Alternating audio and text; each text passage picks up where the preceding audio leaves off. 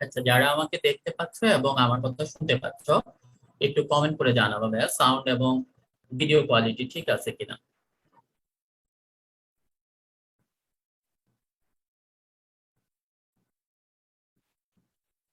Sound ঠিক মতো শুনতে পাচ্ছ নাকি কেটে কেটে আসতেছে ভাইয়া?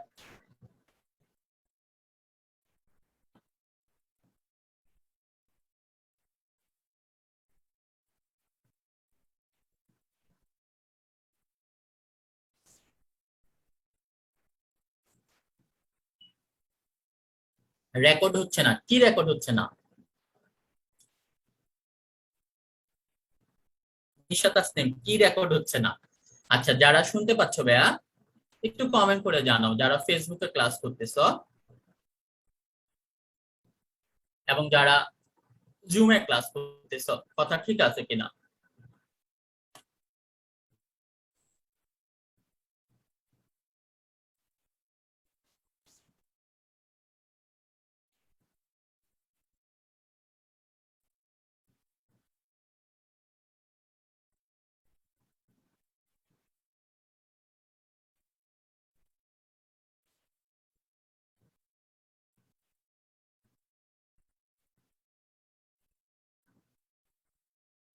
ক্লিয়ার, ফেসবুকে ওরা বলতে ক্লিয়ার, জুমে এখানে আমি এখনো পাইনি মেসেজ। জুমে যারা ক্লাস করতেছে ভাইয়া তারা একটু কমেন্ট করে জানাও। একজন বলছে একটু সমস্যা হচ্ছে, বাট আমার এখানে আমি যা দেখতেছি কথা ক্লিয়ার। অন্যরা যারা ক্লাস করতেছে ভাই কমেন্ট করে জানাবা যে সাউন্ড এবং ভিডিও কোয়ালিটি ঠিক আছে কিনা।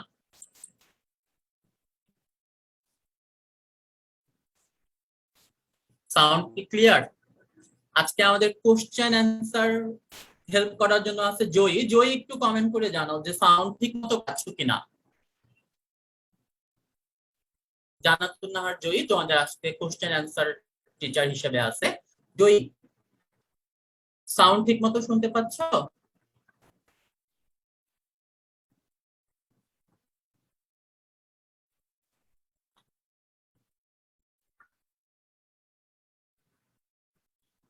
অ্যাপবি লাইভ হয় না কেন ভাইয়া? এই যে এখন হয়ে যাবে ভাইয়া। ঠিক আছে।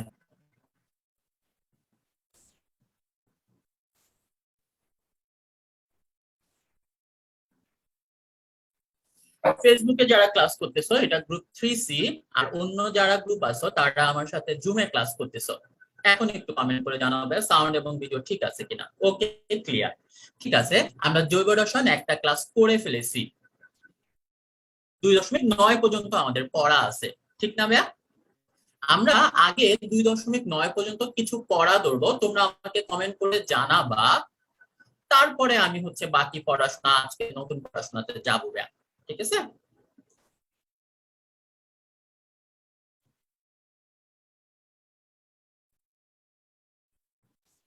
আচ্ছা,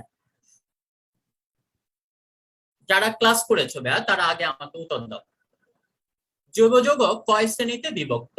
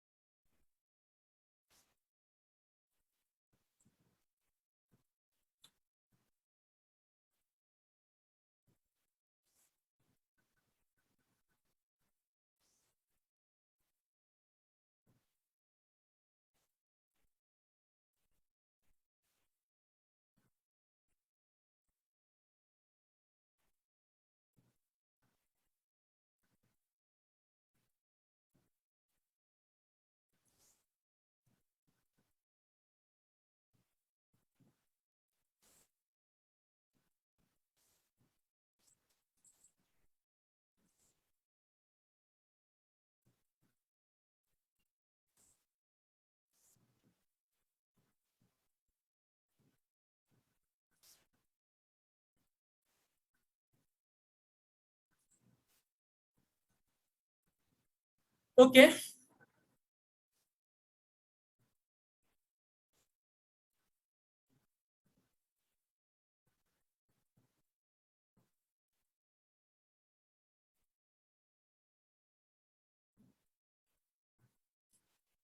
বলো ভাইয়া, মুক্ত শিকল যৌগ কয় শ্রেণীতে বিভক্ত? মুক্ত শিকল যৌগ কয় শ্রেণীতে বিভক্ত? সম্পৃক্ত যৌগ কয় শ্রেণীতে বিভক্ত? দেন আমাকে বলো, পিরিডিনে হেটারো পরমাণু হিসেবে কোন পরমাণুটা থাকে? পিরিডিন, পিরিডিনে হেটারো পরমাণু হিসেবে থাকে নাইট্রোজেন। ইয়েস, আমরা জানি। দেন আমাকে বলো, sp3 তে বন্ধন কোণ কত ডিগ্রি? sp3 তে বন্ধন কোণ কত ডিগ্রি?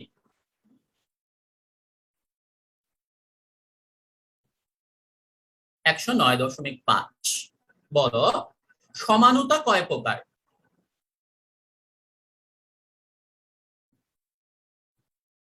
গাঠনিক সমানুতা কয় প্রকার? 5 প্রকার। 5। এগুলো আমাদের পড়া আছে আগের ক্লাসে। দেন আমাকে বলো ভাইয়া, যদি কোনো যৌগে দুইটা ভিন্ন রকম কাইরাল কার্বন থাকে, দুইটা ভিন্ন রকম কাইরাল কার্বন থাকলে ওই যৌগটার কয়টা আলোক সক্রিয় সমাণু হবে? দুইটা ভিন্ন রকম কাইরাল কার্বন কোন যৌগের থাকলে ওই যৌগটার আলোক সক্রিয় সমাণু কয়টা হবে?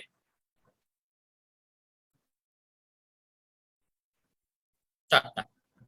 ওকে, এগুলো আমাদের পড়া। বলো, একক বন্ধন কি কি বিক্রিয়া দেখায়? নামগুলা বলো। একক বন্ধন কোন কোন বিক্রিয়া দেখায়?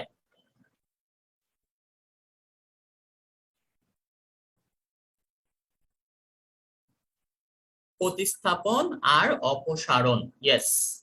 একক বন্ধন কোন বিক্রিয়াটা দেখায় না? উত্তর হচ্ছে সংযোজন।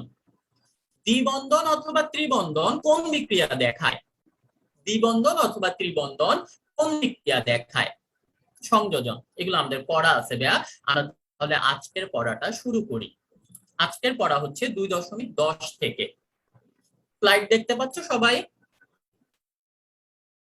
আজকের পড়াটা আমি শুরুতেই বলে নেই, আজকের পড়াতে এমসিকিউ অনেক বেশি, এমসিকিউ রিলেটেড পড়া একটু বেশি থাকবে এবং অনেক কঠিন কঠিন এমসিকিউ আমরা চেষ্টা করব সহজ করে মনে রাখার। অনেকগুলা টেকনিক আছে তোমাদের, যদি ঠান্ডা মাথায় বুঝে ফেলতে পারো তাহলে তোমার অনেক কঠিন পড়া ভাইয়া সহজ হয়ে যাবে। তুমি 2.10 হেডলাইনটা দেখো, লেখা আছে অ্যালিফেটিক এবং অ্যারোমেটিক যৌগের বিভিন্ন বিক্রিয়া সমূহ। বিক্রিয়া কি, বিক্রিয়া কিভাবে গঠিত হয়, বিক্রিয়ার মেকানিজম আলোচনা করো। এগুলো আমাদের পরীক্ষায় খুব বেশি আসে না, তো বিক্রিয়া নিয়ে আমাদের খুব বেশি মাথা ঘামানোর দরকার নাই। আমরা পড়বোটা কি, আমরা বিক্রিয়ার আগে যে বাংলা কথাগুলা থাকে সেগুলো ভালো মতো পড়বো।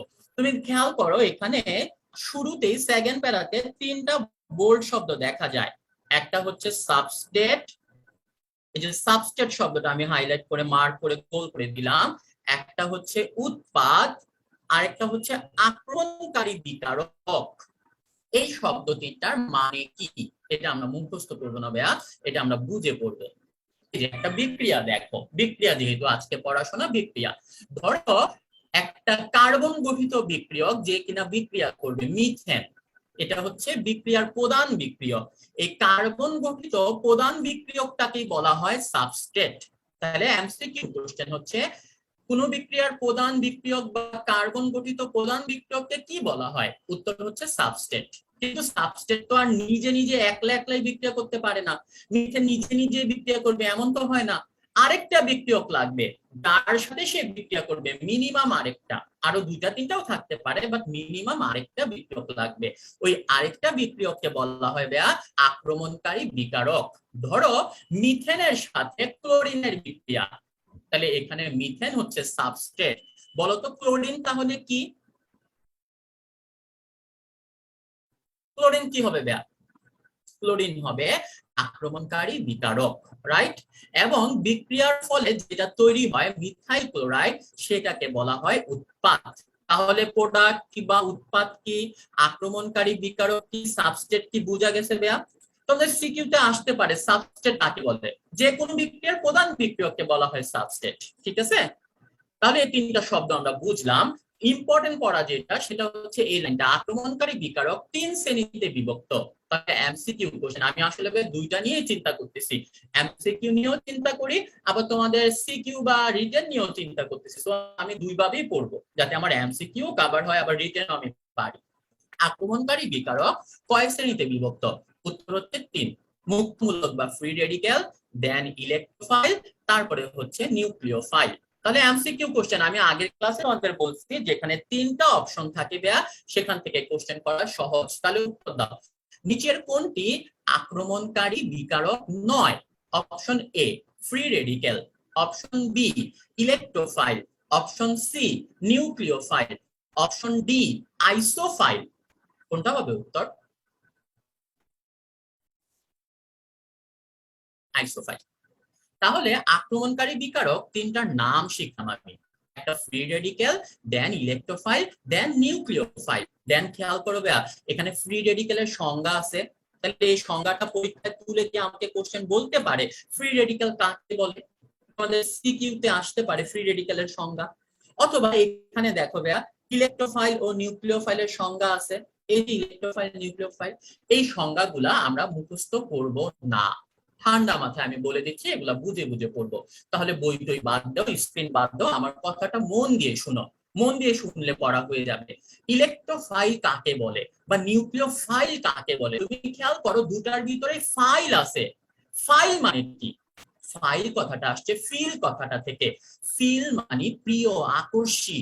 আমি বলি না ফিলিংস, ওর প্রতি আমার একটু ফিলিংস আছে, ফিলিংস থেকে আসছে ফিল, ফিল মানে প্রিয় বা আকর্ষী।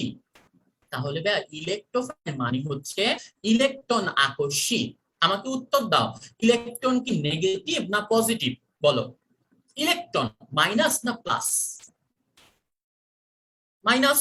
তাহলে মাইনাসের প্রতি যার আকর্ষণ থাকবে সে কি হবে? মাইনাসই হবে না প্লাস হবে? প্লাস। তার মানে ইলেকট্রোফাইল ধনাত্মক। তাহলে বই বাদ দাও, এমসিকিউ কোশ্চেনের উত্তর দাও। বিকারক অণুর অসম ভাঙনের ফলে সৃষ্ট ধনাত্মক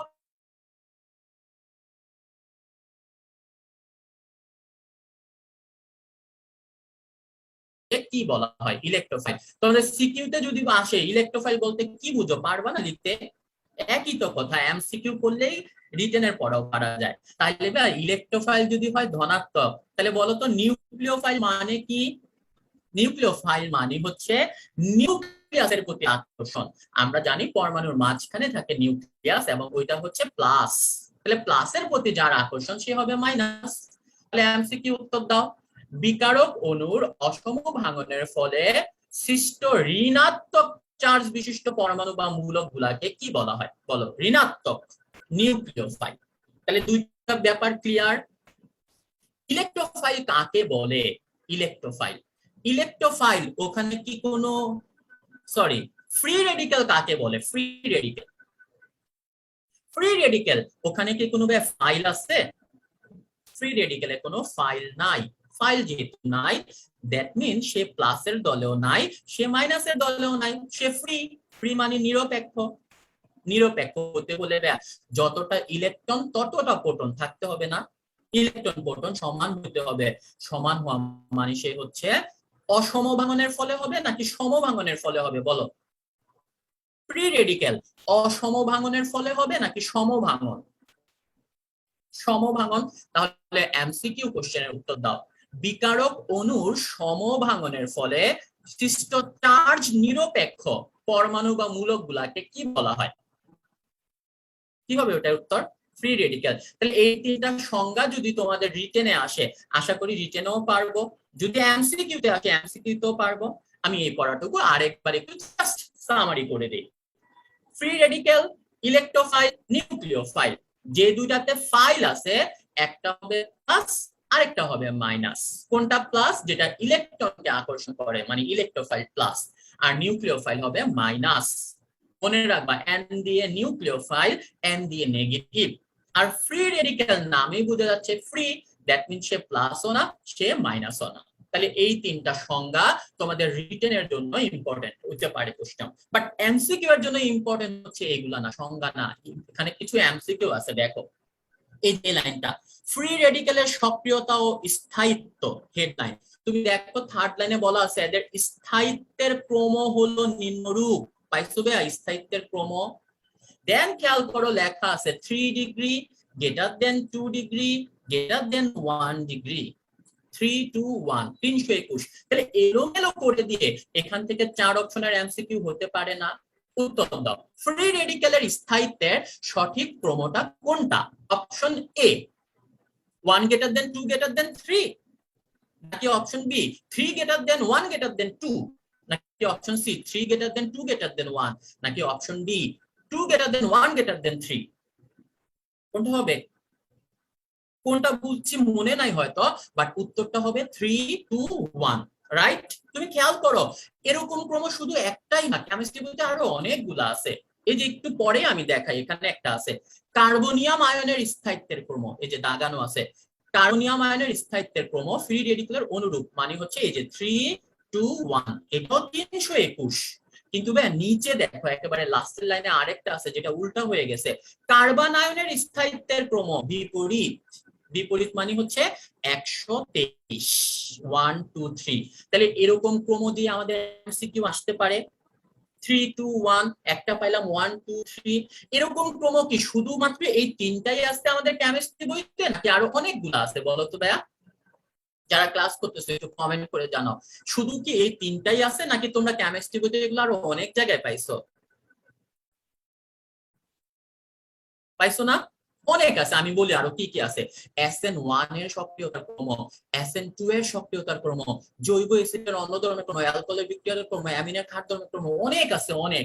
আমি কেমিস্ট্রি বইতে ফার্স্ট পেপার সেকেন্ড পেপার যতগুলা রাইটার আছে ভাইয়া সবগুলা বই খুঁজে খুঁজে এরকম ক্রম বের করছি, টোটাল 14টা। তাহলে পরীক্ষায় এই তিনটা ছাড়া আরো বাকি 11টা, 14টার কোনটা যে দিবে আমরা তো আর জানি না, তাই না? তাহলে আমাকে এখন একটা টেকনিকের মাধ্যমে 14টা ক্রমই মুখস্থ করে ফেলতে হবে। তাহলে টেকনিকটা কি সেটা আমি তোমাদের দেখাই দিই। টোটাল ক্রম আছে 14টা। সুবিধার কথা হচ্ছে আমাদের কেমিস্ট্রি বইতে 123 মানে 1 গ্রেটার দেন 2 গ্রেটার দেন 3 এরকম ক্রম আছে মাত্র 3টা। একটা আছে পুরোপুরি ব্যতিক্রম, সেটা 213, মাত্র একটাই, সেটা অ্যামিনের ক্ষার ধর্ম। আর বাকি 10টা হচ্ছে 321। তাহলে আমাকে বলো ভাইয়া আমি কি 3টা মুখস্থ করব নাকি 10টা মুখস্থ করব? কোনটা মুখস্থ করব বলো? 3টা। ওই 10টা আমার আর মুখস্থ করার দরকার নাই। তাহলে তুমি কোন 3টা? 123 এখনই মুখস্থ করে ফেলো। 1 নাম্বার হচ্ছে কার্বন আয়নের স্থায়িত্বের ক্রম, 2 নাম্বার অ্যালকোহলের অম্ল ধর্মের ক্রম, আর 3 নাম্বার SN2 এর সক্রিয়তার ক্রম। মুখস্থ করো, এখনই করো। কার্বন আয়নের স্থায়িত্ব, অ্যালকোহলের অম্ল ধর্ম, আর SN2 এর সক্রিয়তা। এই তিনটা যদি 123 হয়, বাকি আর যা আছে সবাই হবে 321, রাইট? একটা আছে পুরোপুরি ব্যতিক্রম, সেটা আলাদা করে মনে রাখতে হবে ভাইয়া, 213। 213 মানে তো বুঝতে পারতেছো তাই না? 2 গ্রেটার দেন 1 গ্রেটার দেন 3, একটাই, সেটা অ্যামিনের ক্ষার ধর্মের ক্রম, এটা ব্যতিক্রম, মনে রাখো। তাহলে আমাকে এখন উত্তর দাও। ধরো পরীক্ষায় কোশ্চেন আসছে SN1 এর সক্রিয়তার ক্রম, কি হবে উত্তর? 321 নাকি 123 নাকি 213 না কি হবে? SN1 এর সক্রিয়তার ক্রম 321। ফ্রি রেডিক্যালের স্থায়িত্বের ক্রম কি হবে? 321। জৈব অ্যাসিডের বিক্রিয়ার ক্রম কি হবে? 321। দুনিয়ার ক্রম কি হবে? দুনিয়ার ক্রম, দুনিয়া মানে বাকি সব। তাহলে এই তিনটা ছাড়া আর বাকি যা আছে সবার ক্রম হচ্ছে 321। ক্লিয়ার ভাইয়া? তাহলে এই পড়াটা সহজ হলো আমাদের কেমিস্ট্রি বইয়ের সবগুলোর জন্য। দেন আমরা পরের পড়াতে আসি, ইলেকট্রোফাইল বা ইলেকট্রন আকর্ষী বিকারক। এই সংজ্ঞাটা আমরা পড়ে ফেলছি। ইলেকট্রোফাইল মানে যারা ইলেকট্রনকে আকর্ষণ করে। এখানে খেয়াল করো ইলেকট্রোফাইলের কিছু উদাহরণ আছে, উদাহরণগুলো একটু দেখে নিবা, এমসিকিউতে আসতে পারে। নিচের কোনটি ইলেকট্রোফাইল? ইলেকট্রোফাইল মানে প্লাস চিহ্ন আছে তাদের, আর নিউক্লিওফাইল মানে তাদের এখানে মাইনাস চিহ্ন আছে। এগুলো উদাহরণ পারবো 2.10.1 সংযোজন বিক্রিয়া। আগে আমাকে উত্তর দাও, দেখো না সংযোগ মানে কি ভাইয়া? ভেঙে যাওয়া নাকি জোড়া লাগা? সংযোজন, সংযোগ মানে কি? জোড়া লাগা। তাহলে যে বিক্রিয়ায় দুইটা যৌগ বা অণু বা পরমাণু পরস্পরের সাথে যুক্ত হয় তাকে কি বিক্রিয়া বলে? বলো কি হবে? সংযোজন বিক্রিয়া। আগের ক্লাসের পড়া দিয়ে আমাকে বলো, গত ক্লাসে জৈব রসায়ন আমরা পড়ছি সংযোজন একক বন্ধনে হয় নাকি দ্বিবন্ধন ত্রিবন্ধনে হয়? বলো, একক বন্ধন নাকি দ্বিবন্ধন ত্রিবন্ধন? দ্বিবন্ধন ত্রিবন্ধন। তাহলে এবার বলো তো, দ্বিবন্ধন ত্রিবন্ধন মানে কি সিগমা নাকি পাই? পাই। তাহলে সংযোজন বিক্রিয়া পাই বন্ধনে হয়, বলা যায় এরকম কথা। তুমি ফার্স্ট প্যারাটা পড়ো, এই কথাগুলো লেখা আছে যুক্ত হয়। তাহলে সংযোজন বিক্রিয়ার সংজ্ঞা হচ্ছে যে বিক্রিয়ায় দুইটা ভিন্ন অণু যুক্ত হয়। দেন এটা কোন বন্ধনে হয়? দেখো এখানে বলা আছে পাই বন্ধনে হয়। এই যে পাই বন্ধন, পাই বন্ধন যুক্ত হয়। সংযোজন বিক্রিয়া কিভাবে ঘটে সমীকরণ দিয়ে আলোচনা করো, এগুলো পড়ার দরকার নাই, আসবে না এই সমীকরণ, আসবে না, রিটেনও আসবে না। সো এগুলো আমরা পড়বো না। ইম্পর্টেন্ট পড়া হচ্ছে এই দুইটা নিয়ম, একটা মার্কনিকভ নিয়ম আর একটা বিপরীত মার্কনিকভ নিয়ম। ঠিক আছে, ঠিক আছে। একজন কোশ্চেন করছে যারা ইলেকট্রোফাইল তারাই কি নিউক্লিওফাইল হতে পারে? না ভাইয়া, ইলেকট্রোফাইল তাদের চার্জ আলাদা, ইলেকট্রোফাইল আর নিউক্লিওফাইল একই রকম হতে পারে না, আলাদা হবে। আচ্ছা, মার্কনিকভ নিয়ম কত সালে দেয়া হয়? উত্তর হচ্ছে 1869 সালে। এখানে নিয়মটা দেয়া আছে, নিয়মটা আমাকে পারতে হবে। তুমি খেয়াল করো পরের পেজে একটা বিপরীত মার্কনিকভ নিয়ম আছে, সেটা 1933 সালে দেয়া হয়। এইখানেও বিপরীত মার্কনিকভ নিয়মটা আছে, ব্যাখ্যা লাগবে না, বাট আগে নিয়মটা বুঝি। অপ্রতিসম অ্যালকিনের সাথে, অপ্রতিসম মানে হচ্ছে যেখানে কার্বনের সংখ্যা দুটো সমান না। অপ্রতিসম অ্যালকিন যেমন এই যে প্রোপিন, প্রোপিনের যে দ্বিবন্ধনের এক পাশে হচ্ছে দুইটা কার্বন, আরেক পাশে আছে একটা কার্বন, কিন্তু দুই পাশে যদি সমান সমান কার্বন থাকতো সেটা হতো প্রতিসম কার্বন।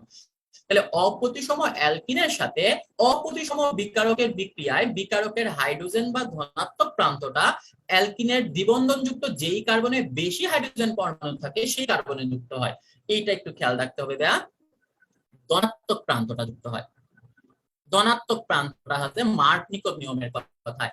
তাহলে ভাইয়া মার্কনিকভ নিয়ম যদি হয় ধনাত্মক প্রান্ত, তাহলে আমাকে বলো তো ভাইয়া বিপরীত মার্কনিকভে কোন প্রান্তটা থাকবে? নেগেটিভ। তাহলে আমরা দেখি বিপরীত মার্কনিকভে কি আছে। এই যে দেখো ঋণাত্মক প্রান্ত যুক্ত হয়। তাহলে এই কথাটা খেয়াল রাখলে আমরা দুইটা নিয়ম আলাদা করতে পারবো। যেখানে মার্কনিকভ নিয়ম সেটা হচ্ছে ধনাত্মক অংশ যুক্ত হবে, আর যেটা বিপরীত মার্কনিকভ নিয়ম সেটা ঋণাত্মক অংশ যুক্ত হবে। এই নিয়ম ব্যাখ্যা করো, এগুলো তোমাদের পড়ার দরকার নাই, ঠিক আছে, ব্যাখ্যা লাগবে না। এই যে সমীকরণ, এগুলো আমাদের পড়ার দরকার নাই, সমীকরণ আসবে না, যেটা লাগবে সেটা আমরা পড়বে। এই গিগনাট বিকারক সহ বিক্রিয়া, এখানে একটু কোশ্চেন আছে, এটা পড়তে হবে। গিগনাট বিকারকের সংকেত কি এটা একটু শিখে নাও, RMGX। তাহলে গিগনাট বিকারকের সংকেত কি? RMGX। গিগনাট বিকারক থেকে কোন অ্যালকোহল কিভাবে প্রস্তুত করা যায়? রিটেনেও আসতে পারে, আবার এমসিকিউ তো আসতে পারে। খেয়াল করো এই লাইনগুলো ইম্পর্টেন্ট। ফর্মালডিহাইড বা মিথানল বিক্রিয়া করলে হবে 1 ডিগ্রি অ্যালকোহল, বাকি সব অ্যালডিহাইড, এসিটালডিহাইড, প্রোপানলডিহাইড, বিউটানলডিহাইড সবাই তৈরি করবে 2 ডিগ্রি অ্যালকোহল। আর যখন কিটোন বিক্রিয়া করবে তখন হবে 3 ডিগ্রি অ্যালকোহল। তাহলে গিগনাট বিকারক পড়াটার সামারিটা আমি তোমাদেরকে দেখাই দিই। সবার আগে পড়বো গিগনাট বিকারকের সংকেত কি। উত্তর হচ্ছে RMGX। দেন গিগনাট বিকারক থেকে তিনটা অ্যালকোহল কার বিক্রিয়া পাওয়া যায়? গিগনাট বিকারকের সাথে যখন ফর্মালডিহাইড বা মিথানল বিক্রিয়া করবে তখন 1 ডিগ্রি, বাকি সব অ্যালডিহাইড, এসিটালডিহাইড, প্রোপানলডিহাইড, বিউটানলডিহাইড সবাই করবে 2 ডিগ্রি অ্যালকোহল। আর যে কোনো কিটোন বিক্রিয়া করলে হবে 3 ডিগ্রি অ্যালকোহল। তাহলে যদি রিজনে একটা কোশ্চেন আসে গিগনাট বিকারক থেকে 3 ডিগ্রি অ্যালকোহল কিভাবে পাওয়া যায়? বলো কিভাবে লিখবা? RMGX সাথে একটা কিটোন দিবা, দেন দেখাই দিবা 3 ডিগ্রি অ্যালকোহল। জাস্ট কিটোন কথাটা হচ্ছে মূল কথা। আচ্ছা, একজন একটা কোশ্চেন করছে মার্কনিকভ নিয়ম থেকে কোশ্চেন কিভাবে আসবে? মার্কনিকভ নিয়মটা লেখো, জাস্ট নিয়মটা পড়বা, রিটেনের জন্য নিয়মটা পড়বা, আর ব্যাখ্যা টেক্কা লাগবে না। তাহলে এমসিকিউ উত্তর দেবে, রিটেনের কথা বাদ দিলাম। গিগনাট বিকারকের সাথে ফর্মালডিহাইডের বিক্রিয়ায় নিচের কোন অ্যালকোহল পাওয়া যাবে? কি হবে উত্তর? গিগনাট বিকারকের সাথে ফর্মালডিহাইডের বিক্রিয়ায় নিচের কোন অ্যালকোহলটা পাওয়া যাবে? 1 ডিগ্রি অ্যালকোহল। দেন আমাকে বলো তাহলে গ্রিগনার্ড বিকারক থেকে 2 ডিগ্রি অ্যালকোহল কার বিক্রিয়ায় পাওয়া যাবে? সিকিউতে জাস্ট ওই যে সংজ্ঞাটা আছে, সংজ্ঞাটাই ব্যাখ্যা আকারে আসতে পারে। মার্কনিকভ বিপরীত মার্কনিকভের সংজ্ঞা পারলে ব্যাখ্যা কেন হয় ওগুলা লাগবে না, সংজ্ঞাটাই জাস্ট 2 লাইন রেখে দিলেই হবে। মিথানল বাদে বাকি সব অ্যালডিহাইড হবে 2 ডিগ্রি। তাহলে গ্রিগনার্ড বিকারকের মূল পড়াটা আমাদের শেষ। এবার খুবই ইম্পর্টেন্ট একটা বিক্রিয়া, তুমি খেয়াল করো আমাদের কেমিস্ট্রি বইতে অনেক অনেক বিক্রিয়া, বাট এত এত বিক্রিয়া আমাদের মনে থাকে না। আমি বলছি নামওয়ালা বিক্রিয়াগুলো ভালো মতো করবা। এখানে দেখো একটা নামওয়ালা বিক্রিয়া আসছে, অ্যালডল ঘনীভবন। অ্যালডল ঘনীভবন বিক্রিয়া সম্পর্কে আলোচনা করো, আসতে পারে রিটেনে, আসতে পারে এমসিকিউতে। আবার দেখো আরেকটা নামওয়ালা বিক্রিয়া ক্যানিজারো বিক্রিয়া। তোমরা যখন বিক্রিয়া পড়বা তখন এই নামওয়ালা বিক্রিয়াগুলো ভালো মতো পড়বা। অ্যালডল ঘনীভবন, ক্যানিজারো, উডস বিক্রিয়া, ফিডেলক্রাস বিক্রিয়া আছে না? তাহলে আমরা এখন দুইটা নামধারী বিক্রিয়া ভালো মতো করি, একটা অ্যালডল ঘনীভবন আর একটা ক্যানিজারো। মুখস্থ করবো না, এটা আমরা বুঝবো। এই যে শর্ত দেখা যায়, উদাহরণ দেখা যায়, সব বুঝবো।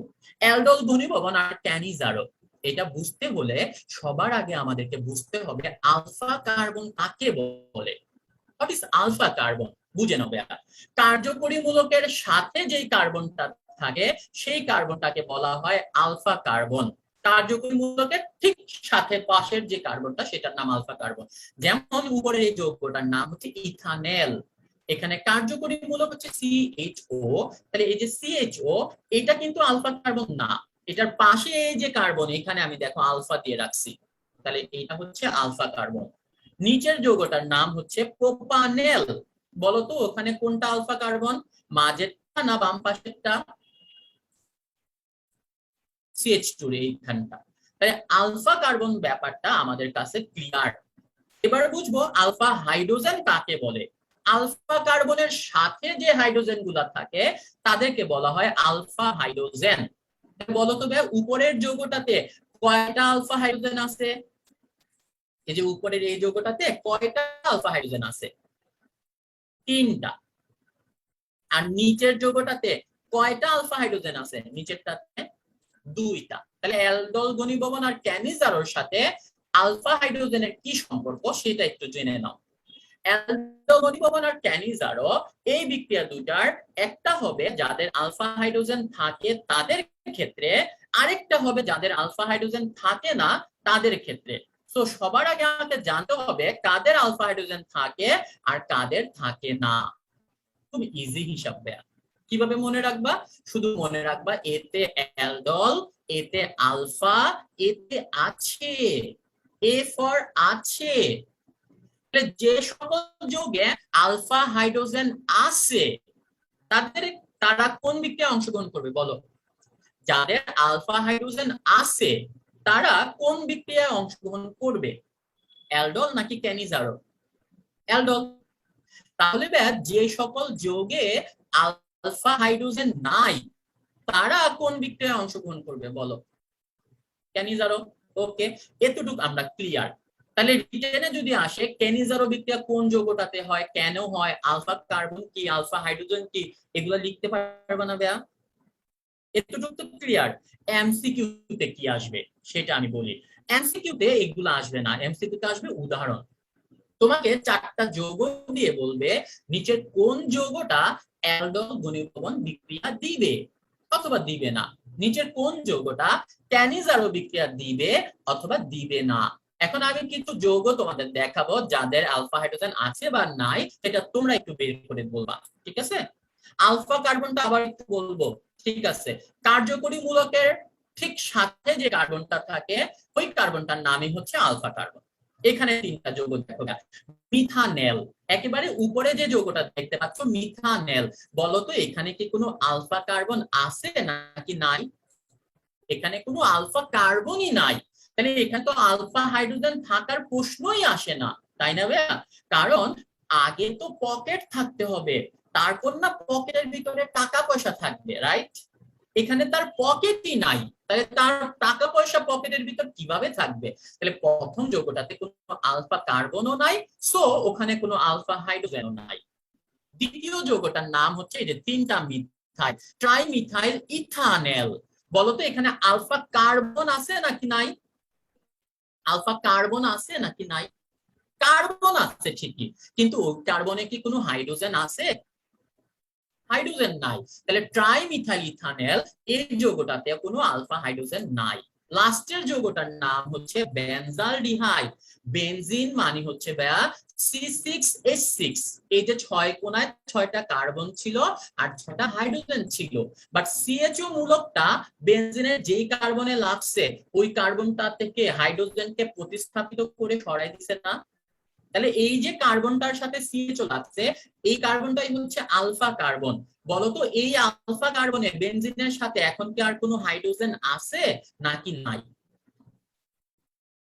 হাইড্রোজেন আছে নাকি নাই? হাইড্রোজেন নাই। তাহলে এই যে তিনটা যৌগ ভাইয়া, মিথানল, ট্রাইমিথাইল ইথানল, বেনজালডিহাইড, এরা কোন বিক্রিয়া দিবে বলো? এরা কোন বিক্রিয়া দিবে? অ্যালডোল নাকি ক্যানিজারো? এরা দিবে ক্যানিজারো। আর আগের পেজে যে যৌগগুলা দেখাইছি যাদের আলফা হাইড্রোজেন আছে, তারা কোন বিক্রিয়া দিবে? এই যে এগুলা, বলো। এখন যাদের দেখাচ্ছি এরা কোন বিক্রিয়া দিবে? অ্যালডোল। তাহলে এমসিকিউ কোশ্চেন, নিচের কোন যৌগটা অ্যালডোল ঘনীভবন বিক্রিয়া দেয় অথবা দেয় না? নিচের কোন যৌগটা ক্যানিজারো বিক্রিয়া দেয় অথবা দেয় না? পারা যাবে কি? বুঝলে রিটেনও পারবা, এমসিকিউ পারবা, না বুঝলে কিছুই পারবা না। আমরা এই কারণে বুঝে বুঝে পড়ার দিকে বেশি গুরুত্ব দেই। রিটেন আসলে পারবা তো ক্যানিজারো বিক্রিয়া কোথায় হয় ব্যাখ্যা করো, একটা যৌগ দিয়ে বুঝাও। আলফা কার্বন কি অথবা আলফা হাইড্রোজেন কি, পারবা না রিটেনে ব্যাখ্যা করতে? আবার একটু বলবো, ঠিক আছে ভাই, আমি একটু সামারি করে দেই। অ্যালডোল ঘনীভবন আর ক্যানিজারো বুঝতে হলে সবার আগে বুঝতে হবে আমাকে আলফা কার্বন কি। কার্যকরী মূলকের সাথে যে কার্বনটা, সেই কার্বনটার নাম হচ্ছে আলফা কার্বন। এবং আলফা কার্বনের সাথে যে হাইড্রোজেন গুলা থাকবে ওই হাইড্রোজেন গুলাকে বলা হবে আলফা হাইড্রোজেন। অ্যালডোল ঘনীভবন আর ক্যানিজারো এই দুইটা বিক্রিয়ার একটা হবে যাদের আলফা হাইড্রোজেন থাকে, আরেকটা হবে যাদের আলফা হাইড্রোজেন থাকে না। তাহলে অ্যালডোল মনে রাখবো আছে, কি আছে? আলফা হাইড্রোজেন আছে। তাহলে যে সকল যৌগে আলফা হাইড্রোজেন থাকে তারা কোন বিক্রিয়ায় অংশগ্রহণ করে? উত্তর হচ্ছে অ্যালডোল। আর যাদের আলফা হাইড্রোজেন নাই তারা হচ্ছে ক্যানিজারো। উদাহরণগুলা, বেনজিনের উদাহরণটা অনেকে বুঝে নাই, সেটা আমি দেখাই দিই। ধরো এই যে বেনজিন, এটা ষড়ভুজ, 6 কোণায় 6টা কার্বন আছে, 6টা হাইড্রোজেন আছে। তাহলে এটা হচ্ছে C6H6, তাই তো ভাইয়া? বাট খেয়াল করো যখন এইটাতে একটা CHO মূলক যুক্ত হলো, CHO, সে এই কার্বনটাতে যে হাইড্রোজেনটা ছিল সেটাকে সরাই দিল না, এই কারণে এটার সংকেত হচ্ছে C6H5CHO। তাহলে H5 একটা হাইড্রোজেন কমে গেছে, এখানে একটা হাইড্রোজেন নাই, তাহলে এই যে কার্বনটা এখানে কোনো আলফা হাইড্রোজেন নাই। ঠিক আছে, ওকে। এখানে যেহেতু কোনো আলফা হাইড্রোজেন নাই ভাইয়া, তাহলে এটা দিবে ক্যানিজারো বিক্রিয়া। ওকে, তাহলে আশা করি অ্যালডোল ঘনীভবন আর ক্যানিজারো আমি তোমাদেরকে বুঝাইতে পারছি। বই থেকে একটু রিডিং করে নিবা, তাহলে তোমাদের সিকিউ এবং এমসিকিউ সব ক্লিয়ার হয়ে যাবে। এবার আমরা পরের বিক্রিয়াতে যাব, 2.10.2 প্রতিস্থাপন বিক্রিয়া। প্রতিস্থাপন মানে হচ্ছে বিনিময়, একজন আরেকজনের সাথে বিনিময় করবে। তাহলে যে বিক্রিয়ায় দুইটা যৌগ পরস্পরের সাথে তাদের অংশের বিনিময় করে তাকে কি বিক্রিয়া বলে? উত্তর হচ্ছে প্রতিস্থাপন বিক্রিয়া। প্রতিস্থাপন বিক্রিয়া গত ক্লাসের পড়া দিয়ে আমাকে উত্তর দাও ভাইয়া, একক বন্ধনে হয় নাকি দ্বিবন্ধন ত্রিবন্ধনে হয় বলো? প্রতিস্থাপন বিক্রিয়া একক বন্ধনে হয় নাকি দ্বিবন্ধন ত্রিবন্ধনে হয়?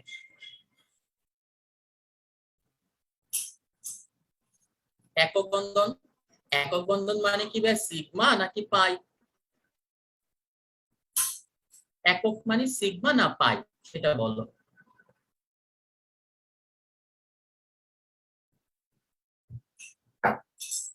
একক বন্ধন মানে হচ্ছে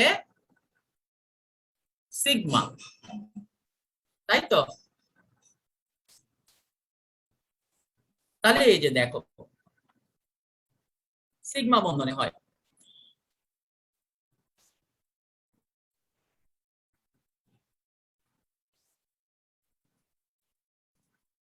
প্রতিস্থাপন প্রতিস্থাপন বিক্রিয়ার কিছু বৈশিষ্ট্য আছে, নিচে আমরা বৈশিষ্ট্য পড়বো, কিভাবে পড়বো বলতেছি। প্রতিস্থাপন বিক্রিয়া বা নিউক্লিওফিলিক প্রতিস্থাপন বিক্রিয়া দুই প্রকার, একটা হচ্ছে SN1 আর একটা হচ্ছে SN2। এখানে দেখো SN1 এর বৈশিষ্ট্যগুলো দেয়া আছে, তাহলে তোমাদের রিটেন আসতে পারে SN1 বিক্রিয়ার বৈশিষ্ট্যগুলো লেখো, ঠিক আছে? SN1 এর বৈশিষ্ট্যগুলো আসতে পারে, ঠিক আছে? দেন খেয়াল করো এখানের বৈশিষ্ট্য SN1, একটু পরে SN2 এর বৈশিষ্ট্য আছে, এই যে SN2 এর বৈশিষ্ট্যগুলো আছে। তাহলে আমরা কি SN1 এর বৈশিষ্ট্য, SN2 এর বৈশিষ্ট্য দুইটাই মুখস্থ করব, না যে কোনো একটা মুখস্থ করব সেটা বলো। SN1 SN2 দুইটাই মুখস্থ করতে হবে, না একটা করলেই হবে? একটা। তাহলে এই পড়াটা আমরা একটু গুছিয়ে বক্স করে নেই। আমি তোমাদেরকে একটা বক্স করে দিচ্ছি যে SN1 SN2 এর তুলনা আছে 7টা, এই 7টা পড়া একটা বক্স। এখানে আমরা SN1 এর বৈশিষ্ট্যগুলো মনে রাখবো, SN2 মনে রাখার দরকার নাই, কারণ SN2 এর বৈশিষ্ট্য হবে SN1 এর বিপরীত। তাহলে দেখো SN1 বিক্রিয়া হচ্ছে প্রথম ক্রম বিক্রিয়া। প্রথম ক্রম বিক্রিয়া মানে হচ্ছে বিক্রিয়ার ঘনমাত্রা 1 গুণ করলে বিক্রিয়ার গতি 1 গুণ বাড়বে। তাহলে SN1 যদি হয় প্রথম ক্রম, তাহলে বলো তো SN2 কোন ক্রম বিক্রিয়া হবে? SN2 কোন ক্রম বিক্রিয়া হবে? দ্বিতীয় ক্রম। নামে 1 2 কিন্তু ধাপ উল্টা, এটা মনে রাখবা। SN1 বিক্রিয়া 2 ধাপে ঘটে, তাহলে SN2 বিক্রিয়া 1 ধাপে ঘটে। সক্রিয়তার ক্রম আমরা আগেই পড়ে আসছি, SN1 হচ্ছে 321 আর SN2 হচ্ছে 123। পোলার দ্রাবকে SN1 বিক্রিয়া হয়, তাহলে অপোলার বা নন পোলারে কোন বিক্রিয়া হবে বলো? অপোলার বা নন পোলারে কোন বিক্রিয়া হবে? SN2।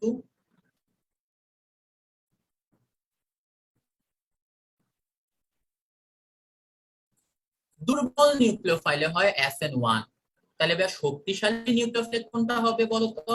শক্তিশালী নিউক্লিওফাইলে হবে SN2। দুর্বল নিউক্লিওফাইল মানেই হচ্ছে নিউক্লিওফাইলের ঘনমাত্রা কম, 5 এর সাথে 6 এর মিল আছে। 5 নাম্বার দুর্বল নিউক্লিওফাইল, তো 6 নাম্বার নিউক্লিওফাইলের ঘনমাত্রা কম, তাহলে ওই পাশে হবে নিউক্লিওফাইলের ঘনমাত্রা বেশি। যেখানে নিউক্লিওফাইলের ঘনমাত্রা বেশি তারা SN2 বিক্রিয়ায় অংশগ্রহণ করবে। SN1 বিক্রিয়া ইলেকট্রনের প্রভাবে হয়, সো এটার বিক্রিয়ার নিয়ন্ত্রণ করে ইলেকট্রনিক ফ্যাক্টর। SN1 বিক্রিয়ার নিয়ন্ত্রক ফ্যাক্টর হচ্ছে ইলেকট্রনিক ফ্যাক্টর, আর SN2 বিক্রিয়া তাদের ক্রম বা অবস্থানের উপর নির্ভর করে, যেটাকে বলা হয় স্টেরিক ফ্যাক্টর। এই শব্দটা একটু মনে রেখো, স্টেরিক ফ্যাক্টর। স্টেরিক ফ্যাক্টর, তাহলে একটা ইলেকট্রনিক ফ্যাক্টর আর একটা হচ্ছে স্টেরিক ফ্যাক্টর। স্টেরিক ফ্যাক্টর মানে হচ্ছে তাদের অবস্থানের উপর নির্ভর করে, একটা সক্রিয়তার সিরিজ আছে, ওই সিরিজ অনুযায়ী স্টেরিক ফ্যাক্টরটা নির্ভর হয়। তাহলে আমি এই পড়াটুকু আবার তোমাদের বলি। নিউক্লিওফিলিক প্রতিস্থাপন ক্রম বা SN বিক্রিয়া দুই প্রকার, একটার নাম SN1, একটার নাম SN2। পরীক্ষায় আসবে এদের বৈশিষ্ট্যগুলা। SN1 বিক্রিয়া প্রথম ক্রম। প্রথম ক্রম মানে হচ্ছে এই পাশে বিক্রিয়কের ঘনমাত্রাকে যদি 1 গুণ বাড়াও, বিক্রিয়ার হার ঠিক 1 গুণই বাড়বে, প্রথম ক্রম। আর দ্বিতীয় ক্রম মানে হচ্ছে বিক্রিয়ার ঘনমাত্রাকে 1 গুণ বাড়ালে বিক্রিয়ার হার ডাবল হয়ে যাবে, দ্বিগুণ বাড়বে, ঠিক আছে? তাহলে SN1 প্রথম ক্রম বিক্রিয়া, SN2 হচ্ছে দ্বিতীয় ক্রম বিক্রিয়া, ঠিক আছে? SN1 বিক্রিয়া 2 ধাপে ঘটে, SN2 বিক্রিয়া 1 ধাপে ঘটে। সক্রিয়তার ক্রম হচ্ছে 321 আর উপাশে হচ্ছে 123। পোলার দ্রাবকে SN1 হয়, অপোলার বা নন পোলারে হয় SN2। দুর্বল নিউক্লিওফাইলে SN1 হয়, শক্তিশালী নিউক্লিওফাইলে হয় SN2। নিউক্লিওফাইলের ঘনমাত্রা কম হলে SN1, বেশি হলে SN2। ইলেকট্রনিক ফ্যাক্টর SN1 বিক্রিয়া নিয়ন্ত্রণ করে, আর SN2 বিক্রিয়া নিয়ন্ত্রণ করে হচ্ছে স্টেরিক ফ্যাক্টর। তাহলে SN2 এর বৈশিষ্ট্যগুলো লেখো, বা SN2 এর বৈশিষ্ট্য 9 কোনটা? আশা করি প্রতিস্থাপনের এই বৈশিষ্ট্যগুলো তোমরা এক পাশ করে ফেললে পারবা। আমরা প্রতিস্থাপনের পরের বিক্রিয়াতে চলে আসি, অপসারণ বিক্রিয়া। অপসারণ মানে হচ্ছে সংযোজনের আলাদা বিপরীত। সংযোজন যে বিক্রিয়ায় দুইটা যৌগ বা অণু বা পরমাণু যুক্ত হয়, সংযোজন মানে যুক্ত হয়। তাহলে অপসারণ মানে আলাদা হয়। তাহলে যে বিক্রিয়ায় একটা যৌগ ভেঙে দুইটা আলাদা যৌগে পরিণত হয় তাকে কি বিক্রিয়া বলে? উত্তর হচ্ছে অপসারণ। এবং অপসারণ বিক্রিয়া হয় একক বন্ধন। একক বন্ধন মানে হচ্ছে সিগমা, সিগমা মানে হচ্ছে সম্পৃক্ত যৌগ, তাহলে সম্পৃক্ত যৌগে হয়। সংযোজন বিক্রিয়ার বিপরীত। অপসারণ বিক্রিয়ার মেকানিজম গুলা পড়া লাগবে না ভাইয়া, এগুলো আসে না, রিটেনও লাগবে না। যেটা লাগবে অপসারণ বিক্রিয়ার শ্রেণী বিভাগ, এখানে এই শব্দটা লাগবে 2। তাহলে অপসারণ বিক্রিয়া কয় শ্রেণীতে বিভক্ত? 2 শ্রেণীতে বিভক্ত। একটার নাম E1 আর একটার নাম E2। E1 আর E2 মেকানিজম ব্যাখ্যা করো, এগুলা ইম্পর্টেন্ট না। যেটা ইম্পর্টেন্ট সমীকরণ, যেগুলো ইম্পর্টেন্ট সেটা আমি তোমাদের বলবো। এখান থেকে E1 E2 মেকানিজম করার দরকার নাই। যেটা করতে হবে প্রতিস্থাপন বিক্রিয়া বনাম অপসারণ বিক্রিয়া, এটা একটু খেয়াল করো। আমরা জানি প্রতিস্থাপন মানে হচ্ছে নিউক্লিওফিলিক প্রতিস্থাপন বা এসএন বিক্রিয়া, আর অপসারণ মানে হচ্ছে ইলিমিনেশন। তাহলে এখানে এসএন বনাম SN1 এর বৈশিষ্ট্য ঠিক তার বিপরীতটা হবে E1 এর বৈশিষ্ট্য, আর SN2 এর বৈশিষ্ট্য এখানে বিপরীত হবে E2 এর বৈশিষ্ট্য। 2 নাম্বার পয়েন্ট একটু পড়বে, দেখো বৈশিষ্ট্যগুলো। শক্তিশালী ক্ষার বা ক্ষারক E2 বিক্রিয়ায় অংশগ্রহণ করে, তাহলে কম শক্তিশালী ক্ষার বা ক্ষারক SN2 বিক্রিয়ায় অংশগ্রহণ করে। অধিক মেরুক দ্রাবকে হয় SN1 বিক্রিয়া, আর যে সকল দ্রাবকের মেরু প্রবণতা কম তাদের ক্ষেত্রে হবে E1 বিক্রিয়া, কম মেরুক দ্রাবকে। তাহলে এই পড়াগুলো মনে রাখবো কিভাবে? এই পড়াগুলো এখান থেকে এভাবে পড়ার দরকার নাই, এটা পড়ো। দেখো SN1 অধিক মেরুক দ্রাবকে হয়, এতটুকু যদি মনে রাখো ভাইয়া। E1 কোথায় হবে বলো? কোন যোগের মেরু প্রবণতা যদি বেশি হয় সেটা SN1 বিক্রিয়া অংশগ্রহণ করে। যে যোগের মেরু প্রবণতা কম, কম মেরুক দ্রাবক, সেটা কোন বিক্রিয়া অংশগ্রহণ করবে? SN1 না E1? E1। আর এ পাশে আছে SN2 আর E2। দুর্বল প্রকৃতির ক্ষার বা ক্ষারক তারা SN2 বিক্রিয়া অংশগ্রহণ করে। তাহলে যারা শক্তিশালী ক্ষার বা ক্ষারক তারা কোন বিক্রিয়া অংশগ্রহণ করবে বলো? শক্তিশালী ক্ষার বা ক্ষারক কোন বিক্রিয়া অংশগ্রহণ করবে? E2। তাহলে SN2 বনাম E2, শুধু এই দুইটা কথা খেয়াল রাখো ভাইয়া। এর চেয়ে বেশি কথা খেয়াল রাখতে গেলে তোমার মাথা আলগ আলগ লেগে যাবে, প্যাচ লেগে যাবে, এর বেশি জানার দরকার নেই। তাহলে SN1 অধিক মেরু, SN2 দুর্বল ক্ষারক, এর বিপরীত গুলো হচ্ছে E1 E2। এখানে খুবই ইম্পর্টেন্ট একটা পড়া আছে, বোঝানোর জিনিস আছে, আবেশীয় ফল এবং মেসোমারিক ফল। এটা একটু দেখে নাও। আবেশীয় ফল ও মেসোমারিক ফল কাকে বলে? ওকে, আবেশীয় ফল মেসোমারিক ফলের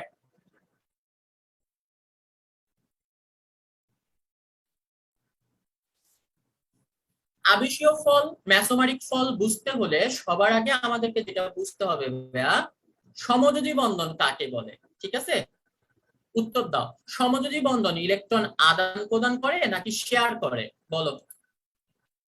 সমযোজী বন্ধন ইলেকট্রন শেয়ার করে। তাহলে যে বিক্রিয়ায় দুটা পরমাণু বা আয়ন পরস্পরের সাথে ইলেকট্রন শেয়ার করে, ওই বিক্রিয়াটার নামই হচ্ছে সমযোজী বিক্রিয়া বা সমযোজী বন্ধন, তাই তো? সমযোজী বন্ধন। এখন আমাকে বলো, দুইটা পরমাণু যে ইলেকট্রন শেয়ার করে, শেয়ারকৃত পরমাণু কি দুইটা পরমাণু ইলেকট্রন গুলো দুইটা পরমাণু ঠিক সমান সমান ভাবে শেয়ার হয়? তুমি 50% আমি 50% এভাবে, নাকি যার তড়িৎ ঋণাত্মকতা বেশি ইলেকট্রন তার দিকে বেশি সরে যায় বলো?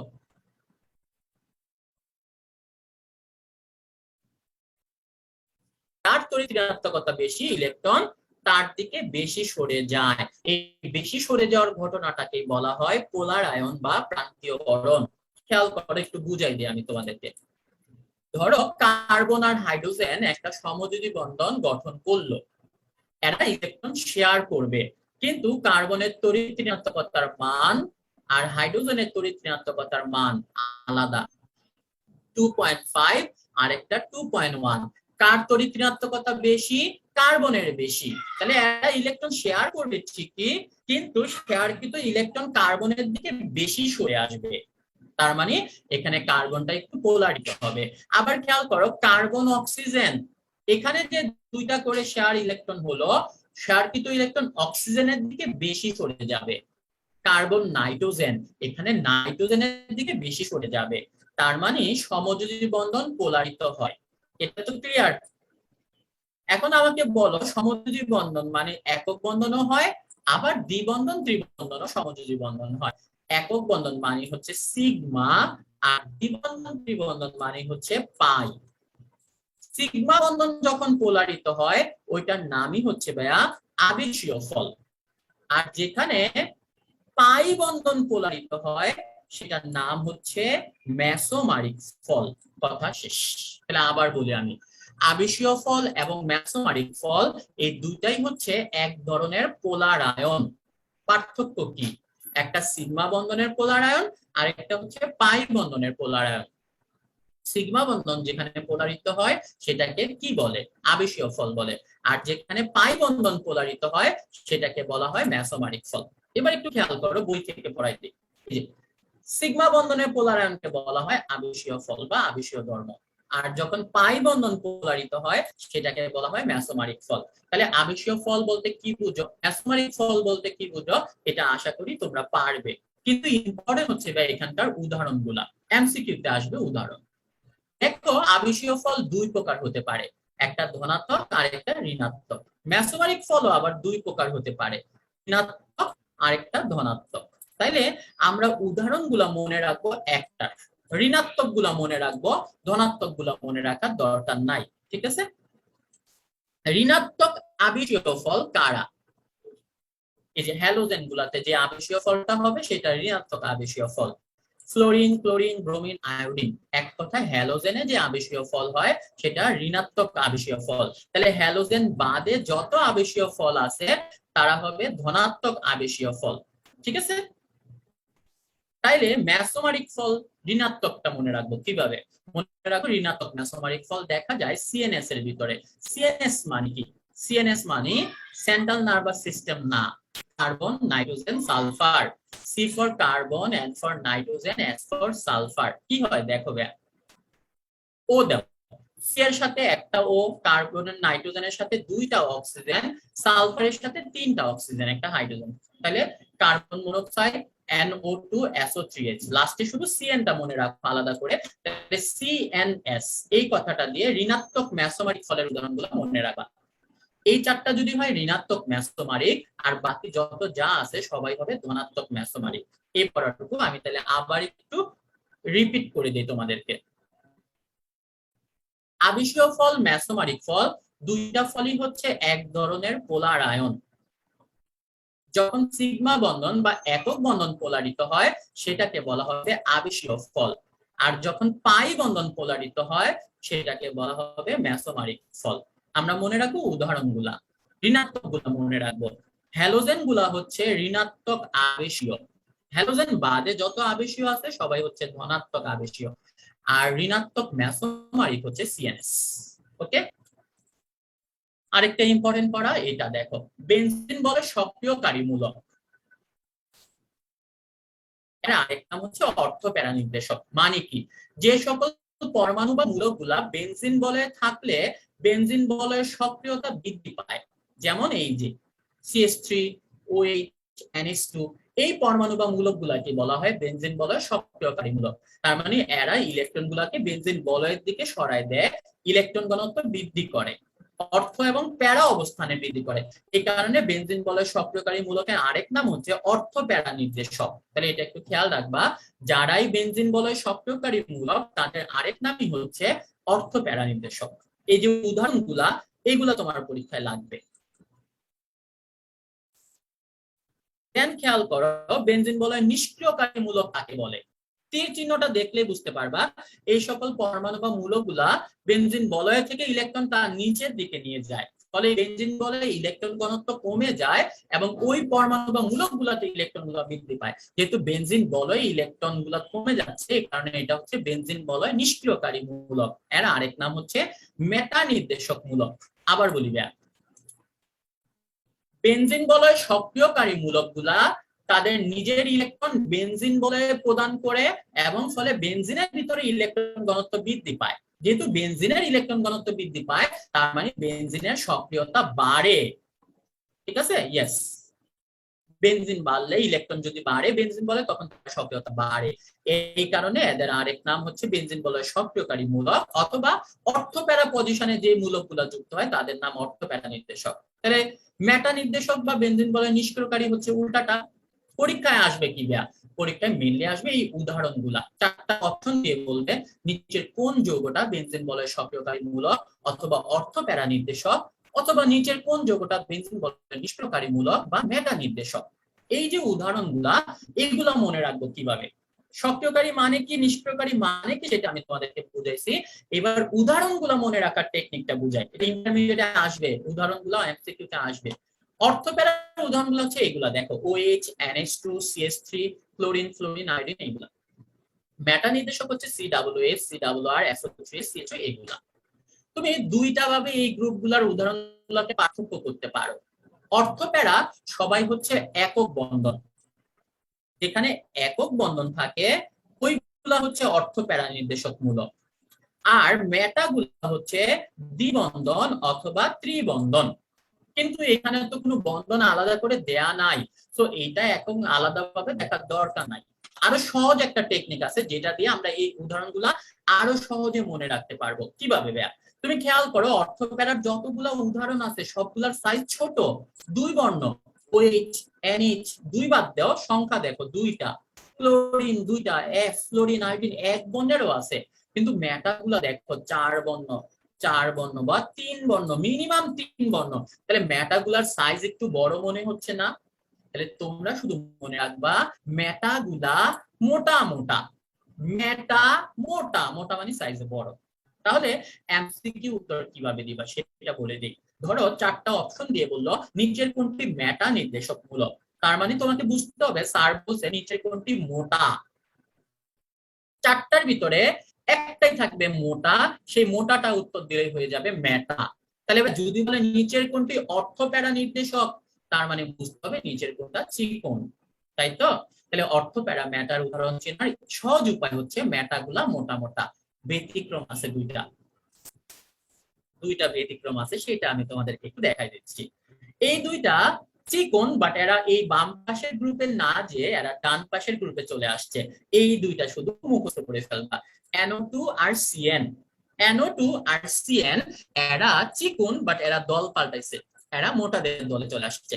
তাহলে এবার মুখস্থ করবা শুধু দুইটা, মনে রাখবা মেটাগুলা মোটা মোটা, জাস্ট ব্যতিক্রম দুইটা হচ্ছে NO2 আর CN। তাহলে এই পড়াটুকু আমি আবার একটু সামারি করে দেই। অর্থপ্যারা নির্দেশক মূলকগুলা বেনজিন বলয়ের সাথে যখন মূলক থেকে ইলেকট্রন গুলা বেনজিন বলয়ের ভিতরে প্রবেশ করে, বেনজিন বলে ইলেকট্রন ঘনত্ব বাড়ায় এবং বেনজিনের সক্রিয়তা বাড়ে। এ কারণে অর্থপ্যারার আরেক নাম হচ্ছে বেনজিন বলয় সক্রিয়কারী। আর মেটা নির্দেশক মূলকগুলা মেটা পজিশনে বেনজিন বলয়ের সাথে যুক্ত হয়ে বেনজিনের ইলেকট্রনটা তাদের নিজের দিকে টেনে নেয়, বেনজিনে ইলেকট্রন ঘনত্ব কমায়, ফলে এরা বেনজিন বলয় নিষ্ক্রিয়কারী। তাহলে রিটেনের কথা শেষ। এমসিকিউ এর কথা হচ্ছে মেটা গুলা মোটা মোটা, ব্যতিক্রম দুইটা, একটা NO2 একটা CN। ওকে, তাহলে এটুকু করলেই আমাদের অর্থ প্যারামিটার পড়াটা শেষ। দেন আমরা চলে আসবো ভাইয়া 2.11 নাম্বার টপিকসে। মাঝখানে কিছু ছবি সহ ব্যাখ্যা করা আছে, কেন অর্থ প্যারা হবে চিত্র সহ ব্যাখ্যা করো, এইসব ব্যাখ্যা তোমাদের পড়ার দরকার নেবে। 2.11 খেয়াল করো, অ্যালকেন প্রস্তুতি ও এর শনাক্তকারী বিক্রিয়া। অ্যালকেনের বৈশিষ্ট্যগুলো দিয়ে রিটেনে কোশ্চেন আসবে। এই যে এখানে বলা আছে সাধারণ সংকেত CnH+2, sp3 সংকরণ থাকে, চেইন সমানুতা ও আলোক সমানুতা দেখায়। এই চারটা হচ্ছে গ্যাস, তারপরের গুলা তরল, তারপরের গুলা হচ্ছে কঠিন। কম সক্রিয় প্যারাফিন বলা হয় এবং জ্বালানি রূপে ব্যবহৃত হয়। তাহলে অ্যালকিনের বৈশিষ্ট্যগুলো লেখো। তোমাদের সৃজনশীলে কোশ্চেন আসতে পারে, ধরো একটা সংকেত দিল C2H6, এটা কি অ্যালকেন, অ্যালকিন না অ্যালকাইন?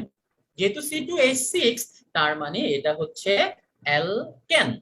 এর বৈশিষ্ট্যগুলো লেখো, এই যে এখানে সেই বৈশিষ্ট্যগুলো আছে, ঠিক আছে?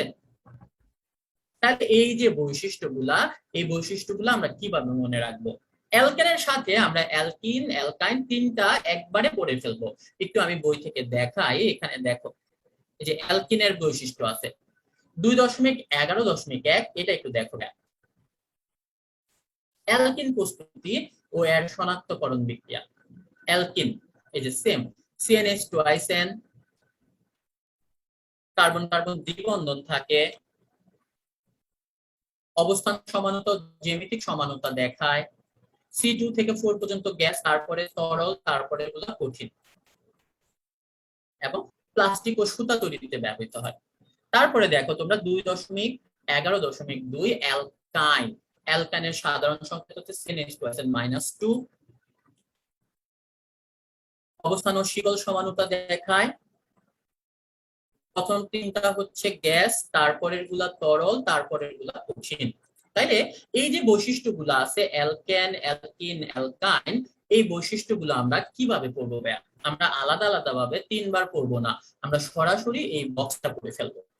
এই বক্সটা ইম্পর্টেন্ট, আমি তোমাদের বক্সটা দেখা দিচ্ছি।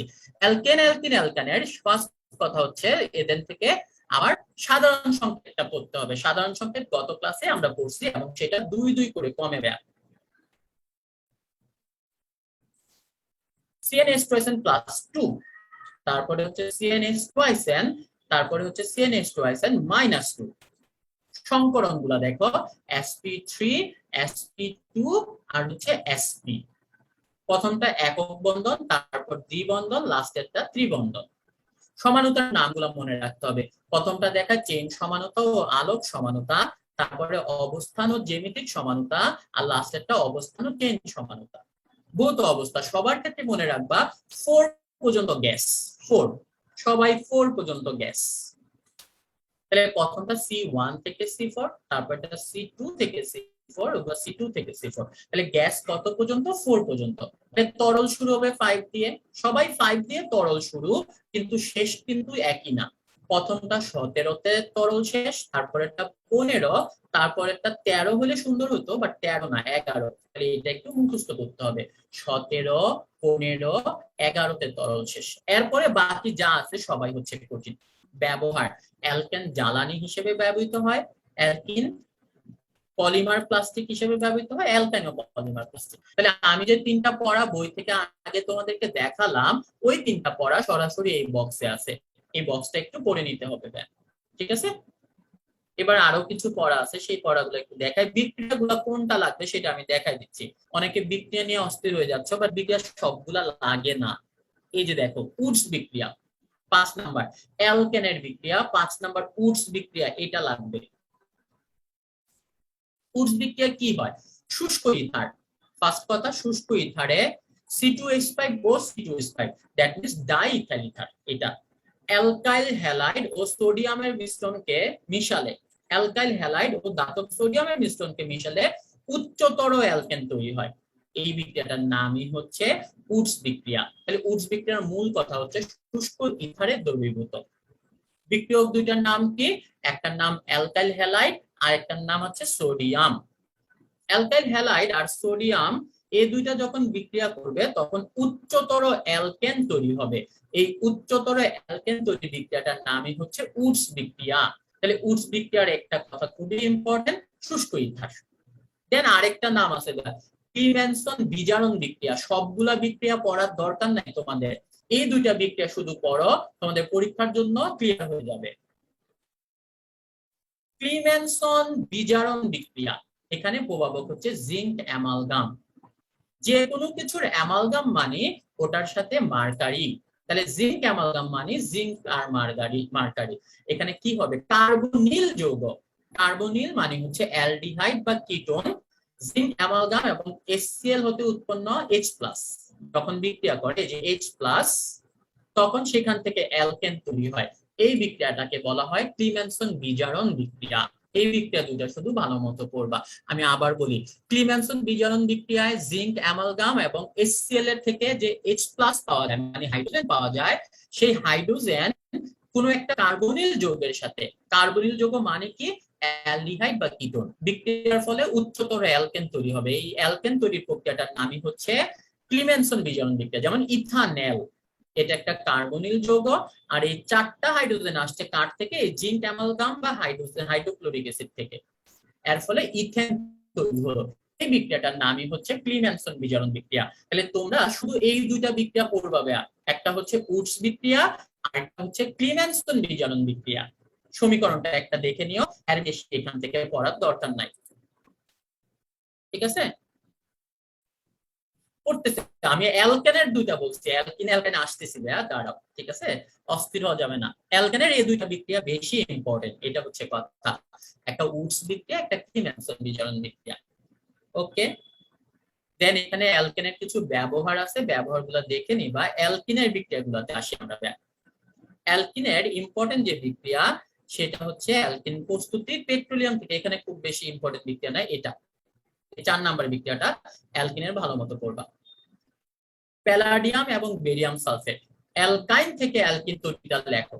এই 4 নাম্বার বিক্রিয়াটা তোমাদের রিটেনের জন্য ইম্পর্টেন্ট। অ্যালকাইন থেকে অ্যালকিন কিভাবে হবে, দ্যাট মিন্স ত্রিবন্ধন থেকে দ্বিবন্ধন কিভাবে হবে। বিক্রিয়কের নাম হচ্ছে প্যালাডিয়াম এবং বেরিয়াম সালফেট, মিশ্র প্রভাবক। তাহলে এখানে প্রভাবক দুইটা, একটা প্যালাডিয়াম আর একটা হচ্ছে বেরিয়াম সালফেট। অ্যালকাইন এর সাথে যখন হাইড্রোজেন যুক্ত হবে, জাস্ট ত্রিবন্ধন ভেঙে যাবে, ওখানে দ্বিবন্ধন হবে। এই বিক্রিয়াটার নামই হচ্ছে অ্যালকাইন থেকে অ্যালকিন তৈরির বিক্রিয়া। ওকে, তাহলে সহজ হিসাব, অ্যালকাইন মানে ত্রিবন্ধন ছিল, ওখানে যদি আমি দুইটা আরো হাইড্রোজেন যোগ করে দিই, তাহলে ত্রিবন্ধন থেকে একটা বন্ধন ভেঙে যাবে আর দুইটা হাইড্রোজেন জোড়া লেগে যাবে, বাস। প্রভাবকের নাম কি, প্যালাডিয়াম আর বেরিয়াম সালফেট। এবার আসো শনাক্তকারী বিক্রিয়া থেকে কি করবা। শনাক্তকারী বিক্রিয়ার আগে নামগুলো পড়বো। এই যে ব্রোমিন পরীক্ষা আর একটা হচ্ছে বেয়ার পরীক্ষা। তাহলে আসতে পারে এমসিকিউ তে আসতে পারে ব্রোমিন পরীক্ষা, বেয়ার পরীক্ষা কার শনাক্তকারী পরীক্ষা, অসম্পৃক্ততা পরীক্ষা। শনাক্তকারী বিক্রিয়া জাস্ট মূল কথাগুলো পড়বে। অসম্পৃক্ত যৌগ যেমন ইথিন বা ইথাইনের সাথে যখন ব্রোমিন বিক্রিয়া করে তখন এর লাল বর্ণ দূর হয়, এই কথাটা, লাল বর্ণ দূর হয়। ব্রোমিন তার নিজের রং লাল, বাট যখন সে অসম্পৃক্ত যৌগ, দ্যাট মিন্স দ্বিবন্ধন বা ত্রিবন্ধনের সাথে বিক্রিয়া করে, লাল বর্ণ দূরীভূত হয় এবং এটা কনফার্ম করে যে যৌগের সাথে সে বিক্রিয়া করছে সেটা একটা অসম্পৃক্ত যৌগ। বেয়ার পরীক্ষা সেম, ক্ষারীয় KMnO4 এর গোলাপি বর্ণ যখন দ্বিবন্ধন বা ত্রিবন্ধনের সাথে বিক্রিয়া করে তখন গোলাপি বর্ণ দূর হয়। তাহলে এমসিকিউ এর জন্য ইম্পর্টেন্ট হচ্ছে এই কথাটা, বর্ণটা, কালারটা। ব্রোমিন পরীক্ষায় কি বর্ণ দূর হয়, আর একটা হচ্ছে বেয়ার পরীক্ষায় কি বর্ণ দূর হয়, একটা লাল একটা গোলাপি। আচ্ছা, আসমা আক্তার বলছো রোজেনমুন বিজারণ, ওই আগেরটা না, প্যালাডিয়াম বেরিয়াম সালফেট যেটা ওটা অন্য। রোজেনমুন বিজারণ বিক্রিয়া অ্যালডিহাইড কিটোনের জন্য দেয়, ঠিক আছে। আচ্ছা, তাহলে আমরা শনাক্তকারী বিক্রিয়া যেখানে পাবো সেখান থেকে বিক্রিয়াটার মূল কথাটা পড়ব, আর মেইনলি এই কালার গুলা খেয়াল রাখবো, কোথায় লাল বর্ণ দূর হয়, কোথায় গোলাপি বর্ণ দূর হয়। অ্যালকাইন প্রস্তুতি ফার্স্ট প্যারাটো আমরা বক্স করে পড়ছি। এখানে দুইটা কথা খুবই ইম্পর্টেন্ট, এটা বুঝতে হবে। দেখো, বিসিনাল ডাইহ্যালো অ্যালকেন কাকে বলে আর জেমিনাল ডাইহ্যালো অ্যালকেন কাকে বলে। দুইটা শব্দ নতুন আসছে তোমাদের এখানে, একটা জেমিনাল একটা বিসিনাল। ডাইহ্যালো, সবার আগে আমাকে উত্তর দাও, ডাইহ্যালো মানে কয়টা হ্যালোজেন থাকবে, একটা নাকি দুইটা নাকি তিনটা? ডাইহ্যালো মানে কয়টা হ্যালোজেন? অবশ্যই দুইটা। তাহলে ডাইহ্যালো অ্যালকেন দুই রকম হতে পারে, একটা হচ্ছে জেমিনাল আর একটা হচ্ছে বিসিনাল। পার্থক্য কি দেখো, আমি দুইটা যৌগ দেখাই তোমাকে। আমি পুরো যৌগটা আঁকলাম না, শুধু জাস্ট ওই মূল জায়গাটুকু দেখাই।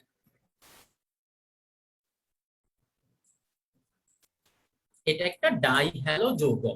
আবার খেয়াল করো, এই যৌগটাও যদি আমি দেখাই, নিচেরটাও একটা ডাইহ্যালো যৌগ, তাই না? দুইটা যৌগতেই দুইটা করে হ্যালোজেন আছে, বাট উপরের যৌগে দুইটা হ্যালোজেন দুইটা ভিন্ন কার্বনের সাথে যুক্ত হয়েছে, আর নিচের যৌগে দুইটা হ্যালোজেন দুইটাই একই কার্বনের সাথে যুক্ত হয়েছে, সেম কার্বন।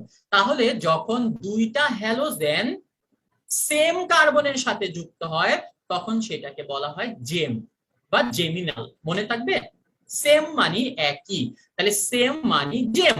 মনে রাখার সহজের জন্য আমি বললাম, আবার বলি ভাইয়া, যদি কোনো যৌগে দুইটা হ্যালোজেন সেম কার্বন মানে একই কার্বনের সাথে যুক্ত থাকে তখন ওই যৌগটাকে বলা হয় সেম বা সেমিনাল।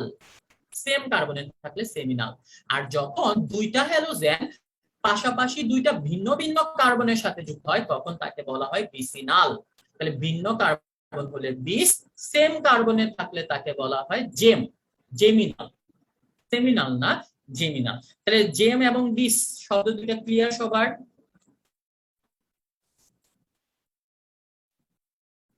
প্রস্তুতি এখানে খুব বেশি ইম্পর্টেন্ট বিক্রিয়া নাই। শনাক্তকারী বিক্রিয়া থেকে এই যে পরীক্ষাটার নাম করবা, আর মেনলি যে কালার, একটাতে সাদা পদক্ষেপ পড়ে আর একটাতে লাল পদক্ষেপ পড়ে, এই কালার গুলা পড়বা। আজকের লাস্ট টপিকসে চলে আসি আমি, হ্যালাইড। হ্যালাইড মানে হচ্ছে হ্যালোজেন দিয়ে প্রতিস্থাপিত যৌগ। কোন যৌগ থেকে কোন একটা পরমাণু বা মূলক যদি হ্যালোজেন দিয়ে প্রতিস্থাপিত হয়, তাহলে নতুন যে যৌগটা তৈরি হয় সেটাকে বলা হয় হ্যালাইড। দুই রকম হ্যালাইড আছে, একটা অ্যালকাইল হ্যালাইড আর একটা হচ্ছে অ্যারাইল হ্যালাইড। নামেই বোঝা যাচ্ছে অ্যালিফেটিক যৌগ থেকে যখন হাইড্রোজেন গুলা হ্যালোজেন দিয়ে প্রতিস্থাপিত হয় তখন তাকে বলা হয় অ্যালকাইল হ্যালাইড। আর যখন অ্যারোমেটিক যৌগ থেকে কোনো একটা পরমাণু মূলক হ্যালোজেন দিয়ে প্রতিস্থাপিত হয় তার নাম অ্যারাইল হ্যালাইড। এই লাইনটা ইম্পর্টেন্ট। হ্যালাইড কয় শ্রেণীতে বিভক্ত? উত্তর হচ্ছে 3 শ্রেণীতে বিভক্ত। এখানে দেখো খুবই ইম্পর্টেন্ট কিছু পড়া আছে। অ্যালকোহলের বিক্রিয়ার ক্রম 321, এটা আমরা আগে পড়ছি, বাট এই লাইনটা HX এর বিক্রিয়ার ক্রম, হাইড্রোজেন হ্যালাইডের বিক্রিয়ার ক্রম, আয়োডাইড, ব্রোমাইড, ক্লোরাইড, ফ্লোরাইড, এটা তোমাদের এমসিকিউতে আসবে। কি কোশ্চেন আসবে? HX এর বিক্রিয়ার সঠিক ক্রমটা কোনটা? আয়োডাইড, ব্রোমাইড, ক্লোরাইড, ফ্লোরাইড, এটা কি এলোমেলো করে দিয়ে 4 অপশন বানানো যাবে না? তাহলে এটা খেয়াল রাখতে হবে, এটা HX এর বিক্রিয়ার ক্রম এবং আয়োডাইড থেকে শুরু, ফ্লোরাইডে যে শেষ। পরের পেজে দেখো এরকম আরেকটা ক্রম আছে, HX এর সক্রিয়তার ক্রম, এটাও আগেরটার মতোই, আয়োডাইড, ব্রোমাইড, ক্লোরাইড, ফ্লোরাইড। কিন্তু আগের পেজে যেটা ছিল ওটা হচ্ছে বিক্রিয়ার ক্রম, আর এখন যেটা দেখতেছি এটা হচ্ছে সক্রিয়তার ক্রম। তাহলে কেমিস্ট্রি বইতে হ্যালাইডের এরকম আরো ক্রম নিশ্চয়ই আছে। HX এর অম্ল ধর্মের ক্রম, জারণ ক্ষমতার ক্রম, তীব্রতার ক্রম, মেরু প্রবণতার ক্রম, আছে না হ্যালাইডের আরো কিছু ক্রম? তাহলে আমরা কেমিস্ট্রি বইতে এরকম যতগুলা ক্রম আছে সবগুলা একটা শর্টকাট নিয়মে পড়ে ফেলি। হ্যালাইডের ক্রম শর্টকাটে কিভাবে মনে রাখবো? দেখো ক্রমটা আমাদের কেমিস্ট্রি বইতে হ্যালাইডের ক্রম আছে টোটাল 8টা জায়গায়।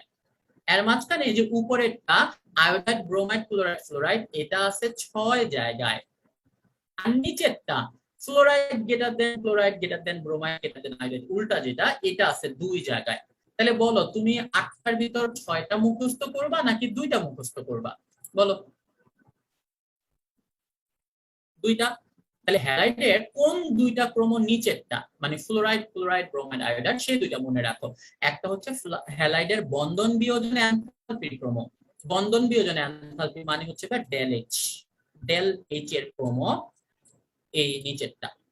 আরেকটা হচ্ছে মেরু প্রবণতার ক্রম, পোলারিটি বা মেরু প্রবণতা, হ্যালাইডের মেরু প্রবণতার ক্রম, এই 2টা হচ্ছে নিচেরটা। তাহলে বাকি সবই হচ্ছে উপরেরটা।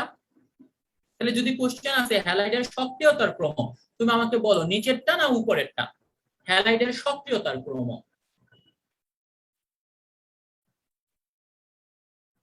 নিচেরটা না উপরেরটা? হ্যালাইডের সক্রিয়তা, এটা বললেই হবে উপরেরটা, আপার। ইয়েস। হ্যালাইডের জারণ ক্ষমতার ক্রম, জারণ ক্ষমতার ক্রম কি নিচেরটা না উপরেরটা? জারণ ক্ষমতা। অম্ল ধর্মের ক্রম,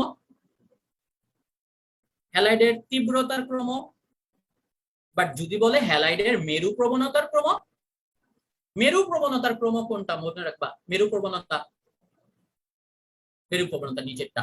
আচ্ছা আরেকটা কথা ভাইয়া, ক্রম না দিয়ে এভাবে বলতে পারে না নিচের কোন হ্যালাইডটা মেরু প্রবণতা সবচেয়ে বেশি?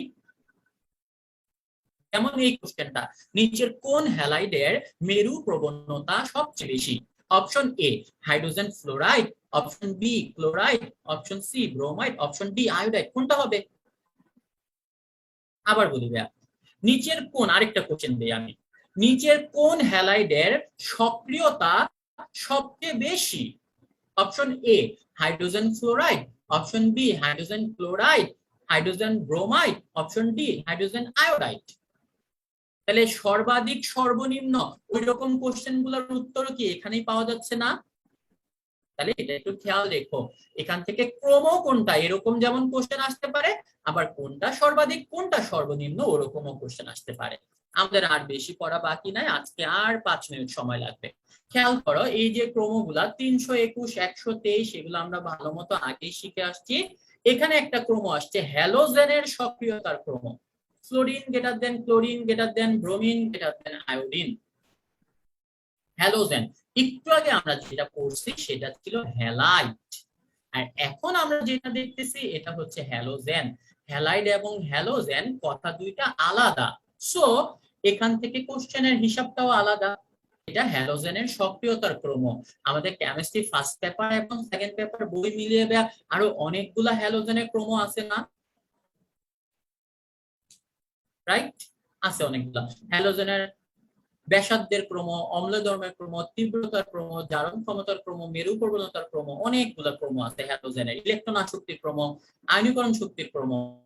সেকেন্ড পেপার বই কম আছে, বাট ফার্স্ট পেপার পর্যায়ভিত্তিক ধর্ম চ্যাপ্টার ভর্তি সব হ্যালোজেনের ক্রম দেয়া না। তাহলে আমরা হ্যালোজেনের ক্রমগুলো একটু শর্টকাট করে শেষ করে ফেলি। কিভাবে দেখো, হ্যালোজেনের ক্রমগুলো দুই টাইপের হয়। সে হতে পারে ফ্লোরিন গ্রেটার দেন chlorine greater than bromine greater than iodine এরকম, আর নয়তো উল্টা iodine greater than bromine greater দেন ক্লোরিন গ্রেটার দেন ফ্লোরিন। তার মানে হয় ফ্লোরিনে বেশি আর নয়তো আয়োডিনে বেশি। হ্যালোজেনের ক্রম chemistry first paper second paper দুই বই মিলে টোটাল 18টা আছে। সুবিধার কথা হচ্ছে উপরেরটা আছে 14 জায়গায় আর নিচেরটা আছে মাত্র 3 জায়গায়। একটা ব্যতিক্রম, সেটা পরে করব। তাহলে 3 জায়গায় কোনটা নিচেরটা সেটা আমরা করে রাখি এই লাইনটার সাহায্যে। ভ্যান ডার ওয়ালস পাগল, আমরা বিজ্ঞানী ভ্যান ডার ওয়ালস এর নাম তো শুনছি তাই না? আজকে আমরা জানবো ভ্যান ডার ওয়ালস পাগল। ভ্যান ডার ওয়ালস পাগল দিয়ে কি হবে সেটা দেখে নাও। ভ্যান ডার ওয়ালস দিয়ে হচ্ছে ভ্যান ডার ওয়ালস বলের ক্রম। হ্যালোজেনের ভ্যান ডার ওয়ালস বলের ক্রম কোনটা? নিচেরটা। পা দিয়ে পারমাণবিক ব্যাসার্ধের ক্রম, পা ফর পারমাণবিক ব্যাসার্ধ, আর গল দিয়ে গলনাঙ্ক স্ফুটনাঙ্কের ক্রম। এই তিনটা ক্রম হচ্ছে নিচেরটা, ভ্যান ডার ওয়ালস পাগল। এই তিনটা যদি হয় নিচেরটা, বাকি সবকিছু হবে উপরেরটা। তা আমাকে উত্তর দেবে উপরের না নিচের, উপর মানে 1, নিচের মানে 2, এভাবে উত্তর দিবা। হ্যালোজেনের সক্রিয়তার ক্রম কোনটা হবে, 1 নাকি 2? হ্যালোজেনের জারণ ক্ষমতার ক্রম, তীব্রতার ক্রম, মেরু প্রবণতার ক্রম, অম্লধর্মের ক্রম, আয়নীকরণ শক্তির ক্রম, তড়িৎ ঋণাত্মকতার ক্রম, জারণ ক্ষমতার ক্রম, সব উপরেটা। শুধু এই তিনটা নিচেরটা। ভ্যান ডার ওয়ালস পাগল, একটা হচ্ছে ভ্যান ডার ওয়ালস বল, পাতে পারমাণবিক ব্যাসার্ধ, গলনাঙ্ক স্ফুটনাঙ্ক। একটা আছে ব্যতিক্রম, সেটা উপরেরটাও না সেটা নিচেরটাও না। কোনটা সেটা? ইলেকট্রন আসক্তি, এটা ব্যতিক্রম। ক্লোরিনের ইলেকট্রন আসক্তি ফ্লোরিনের চেয়ে বেশি, এটা আসতে পারে পরীক্ষায়। কেন? ফ্লোরিনের ক্ষেত্রে ফাঁকা ডি অরবিটাল থাকে না, বাট ক্লোরিনের ক্ষেত্রে থাকে। এই কারণে ক্লোরিনের ইলেকট্রন আসক্তি ফ্লোরিনের চেয়েও বেশি হয়ে যায়। তাহলে ইলেকট্রন আসক্তির ক্রম কোনটা?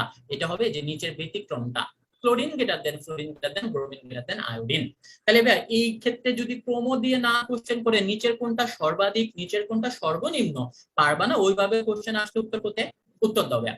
ধরো কোশ্চেন আসছে নিচের কোন পরমাণুটার আয়নীকরণ শক্তি সর্বাধিক?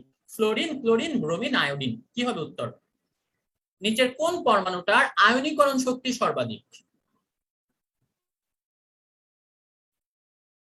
ফ্লোরিন হবে উত্তর, ফ্লোরিন। বলো, নিচের কোন পরমাণুটার পারমাণবিক ব্যাসার্ধ সর্বাধিক? Fluorine, chlorine, bromine, iodine. Iodine. নিচের কোন পরমাণুটার ইলেকট্রন আসক্তি সর্বাধিক? Fluorine, chlorine, bromine, iodine. Electron আসক্তি ব্যতিক্রম এটা, ফ্লোরিন। তাহলে সর্বাধিক বা সর্বনিম্ন ওই উত্তরও এখানে লুকায় আছে, এটা খুব ভালো মতো মাথায় রাখবা, এখান থেকে কোশ্চেন আসবেই তোমাদের। দেন হ্যালোজেনের শনাক্তকারী বিক্রিয়া এবং কিছু ব্যবহার আছে, এই ব্যবহারগুলো একটু রিডিং করে নিও ভাই, এগুলা রিডিং করলে হবে, এখান থেকে জাস্ট হেডলাইনগুলো একটু দেখে নিও তাইলেই হবে। ঠিক আছে, আমাদের হ্যালাইট দিয়ে আজকের মতো চ্যাপ্টার পড়া শেষ। পরের ক্লাসে আমরা অ্যালকোহল থেকে ভালো মতো পড়বো। ওকে, এবার কারো কোনো কোশ্চেন যদি থাকে সেটা করতে পারো আমাকে।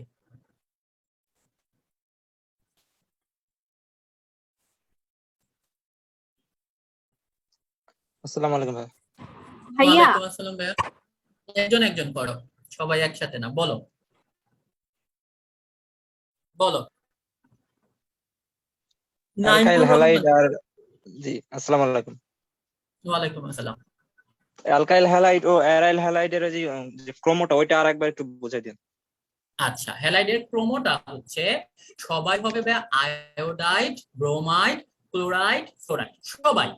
শুধু দুইটা হবে উল্টাটা। উল্টা মানে fluoride greater than chloride greater than bromide greater than iodide. কোন দুইটা? একটা হচ্ছে মেরু প্রবণতার ক্রম, আরেকটা হচ্ছে বন্ধন বিয়োজনের এনথালপি ক্রম। শুধু এই দুইটা হচ্ছে ব্যতিক্রম, আর বাকি সব হচ্ছে ওই কমন যে টপিকসটা সেটা। ঠিক আছে? জি ভাই। ওকে, এবার তৌফিকুর, তুমি কোশ্চেন করতে পারো। তৌফিক। জি ভাই, আসসালামু আলাইকুম ভাই। সাইজের নিয়মটা যদি একটু বলতেন। সাইজেফ নিয়ম, ঠিক আছে, সাইজেফ নিয়মটা বলতেছি। সাইজেফ নিয়মটা তুমি একটা কাজ করো, তোমাদের গ্রুপে কমেন্ট সেকশনে যে জায়গাটা আছে সেই জায়গাটা একটু লিখে রাখো, আমি ওখানে তোমার ব্যাখ্যা সহ লিখে দিব উত্তর। ঠিক আছে? আচ্ছা ভাই। ওকে, তারপরে মারিয়া আফরোজ, কি বলতে চাও বলো। ক্যানিজারো বিক্রিয়াটা একটু আরেকবার বলবেন? আচ্ছা, ক্যানিজারো মানে হচ্ছে যে বিক্রিয়াতে আলফা হাইড্রোজেন নাই, যে সকল যৌগে আলফা হাইড্রোজেন নাই। তুমি আলফা কার্বন কাকে বলে সেটা কি বুঝছো? আলফা কার্বন, ভাইয়া। মারিয়া? জি ভাইয়া। তাহলে যে সকল যৌগে আলফা হাইড্রোজেন নাই ওই সকল যৌগ কোন বিক্রিয়ায় অংশগ্রহণ করবে? উত্তর হচ্ছে ক্যানিজারো। তিনটা উদাহরণ আমি দেখাইছি, এই উদাহরণগুলো খেয়াল রাখবা। একটা হচ্ছে ফর্মালডিহাইড, ওখানে কোনো আলফা কার্বনও নাই, দ্যাট মিন্স ওখানে আলফা হাইড্রোজেনও নাই। ট্রাইমিথাইল ইথানল, ট্রাইমিথাইল, তিনটা মিথাইল যখন যুক্ত হয়েছে ওখান থেকে হাইড্রোজেন গুলো সরাই দিছে, ওখানে কোনো হাইড্রোজেন নাই। আর বেনজালডিহাইড, আমি ছবি এঁকে তোমাদেরকে বুঝাইছি যে বেনজিন থেকে যখন সিএইচও যুক্ত হয়েছে হাইড্রোজেন সরাই দিছে। এই যৌগগুলা ক্যানিজারো বিক্রিয়ায় অংশগ্রহণ করবে। দ্যাট মিন্স একটাই শর্ত, ক্যানিজারো বিক্রিয়াতে হচ্ছে আলফা হাইড্রোজেন নাই আর অ্যালডল আছে। মনে রাখবা, A for aldol, A for আছে, বাস। জি ওকে, ভাইয়া, বুঝতে পারছি ভাইয়া। Thank you. আর আসসালামু আলাইকুম স্যার। বলো। ওয়ালাইকুম আসসালাম। হ্যাঁ, প্রথম অংশ থেকে কি কোনো সিকিউ আসবে?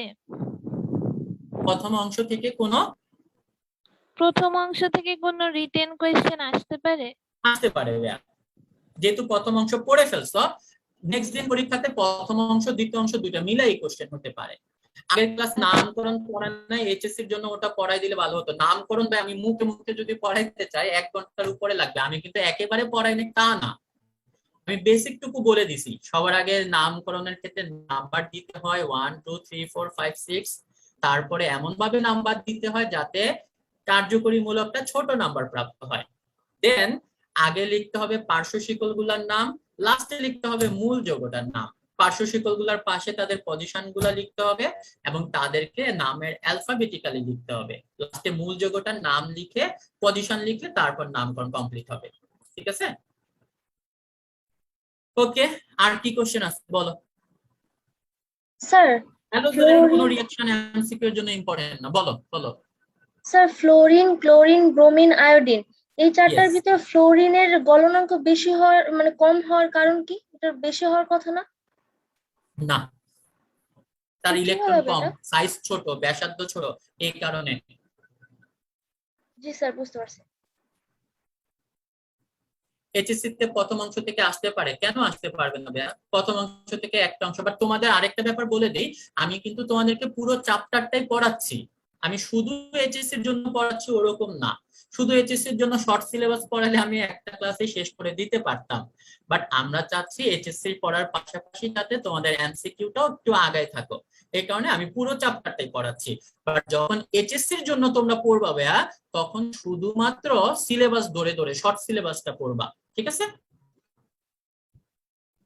আর কোনো কোশ্চেন আছে কারো? সম্পর্কে আরেকবার একটু বলবেন? কোনটা ভাইয়া বুঝি নাই। মেসো সমাণু, ওই যে আলোক সক্রিয় সমাণু, সংখ্যা নির্ণয়। আলোক সক্রিয় সমাণু, জি মানে ওই কি যে একটা, আগের ক্লাসে পড়ার কথা বলতেছো? জি ওই যে একটা সংখ্যা নির্ণয় সম্পর্কিত, মানে একটা সমাণু দেওয়া থাকলো, এটা থেকে কয়টা বুঝছি সমাণু বুঝছি সম্ভব? বুঝছি। এটা তুমি একটু কমেন্টে জানাবে, এটা আগের ক্লাসের তো, তুমি একটু কমেন্ট করো তোমাদের গ্রুপে যে যৌগ রসায়ন রিলেটেড প্রবলেমের কমেন্ট, ওখানে আমি বুঝাই দিব ভাইয়া, কারণ এটা আগের ক্লাস। আজকের ক্লাসে সমস্যা থাকলে বলো একটু। ভাইয়া আসসালামু আলাইকুম। ওয়ালাইকুম আসসালাম।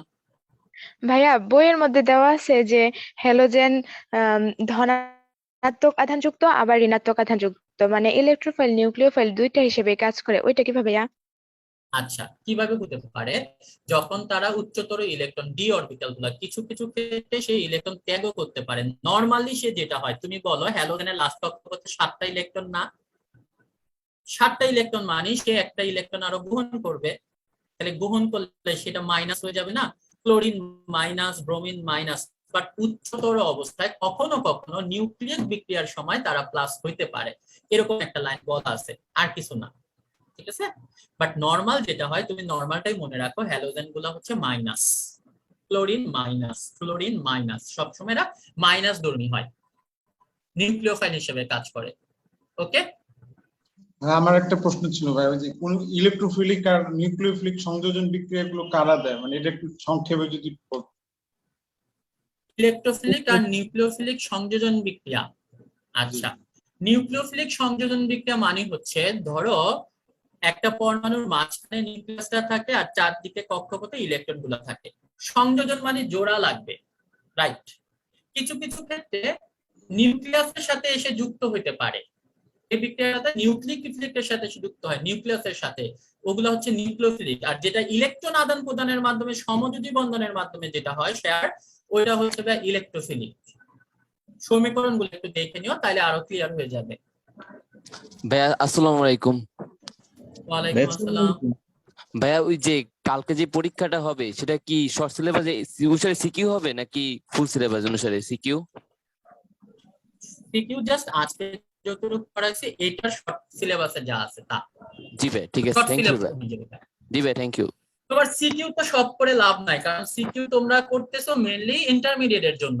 সো ইন্টারমিডিয়েট মানে অলওয়েজ শর্ট সিলেবাস। ওকে, চ্যাট বক্স দেখবো, চ্যাট বক্সে কি বলছে ভাইয়া? অনুরণন, আগের ক্লাসের নামকরণটা আমি বলছি ভাই, নামকরণ অনেক বড়, বুঝাতে গেলে অনেক বড় সময় লাগবে। তুমি যদি কোনো সমস্যা থাকে যে এই নামকরণটা বুঝি নাই, সেটা তুমি কমেন্ট সেকশনে জানাও, ঠিক আছে? ভাই আসসালামু আলাইকুম। ওয়ালাইকুম আসসালাম। জি ভাইয়া, মিথেন শনাক্তকরণে ভাইয়া কোন বিকারকটি ব্যবহৃত হয়? ভাই এখানে আছে ভাই স্ক্রিবারের বিকারক। জি ভাই, স্ক্রিবারের বিকারকটা কি ভাইয়া? স্ক্রিবারের বিকারক? জি ভাইয়া, যা বই দেখতে হবে ভাই, আমার মনে নাই ঠিক। মানে মানে কমেন্ট করে রাখো ভাই, আমি বই দেখে তোমাকে এটা ক্লিয়ার করে দিচ্ছি, ঠিক আছে? সঞ্জিত স্যারের বই দিবে, সঞ্জিত স্যারের বই দিবে। বুঝতে পারছি, হ্যাঁ। স্ক্রিবারের বিকারক কি, ওটার ব্যাখ্যাও আছে ওই বইয়ে, তুমি একটু কমেন্ট করো, ওখান থেকে উত্তর দিয়ে দিব আমি বই দেখে। জি ভাইয়া, আচ্ছা ঠিক আছে। জি ভাইয়া। ওকে।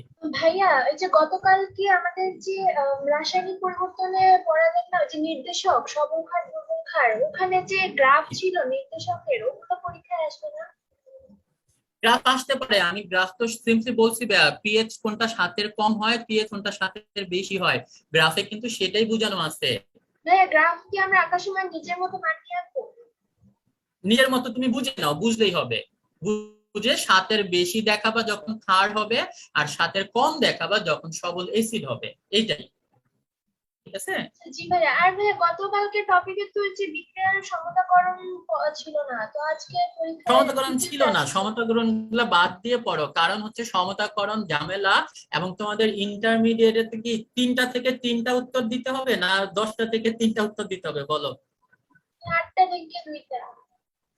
তাইলে শুধু শুধু ঝামেলার অংশগুলাতে যেও না ভাই, না ভাই, ঠিক আছে? যাবো না, কিন্তু আজকে সিকিউতে আসছিল তখন ওটা মানে হ্যাঁ, এটা আসবে, বাট আমি আবারও বলে দিচ্ছি, ভর্তি পরীক্ষা এগুলা লাগে না, সমীকরণ সমতা সাধন লাগে না। তো যে জিনিসগুলা লাগে না আমি লাস্ট মুহূর্তে ওগুলা তোমাদেরকে পড়াইতে চাচ্ছি না, যেগুলা ছাড়াই আমাদের কভার করা সম্ভব। ওকে জি ভাইয়া।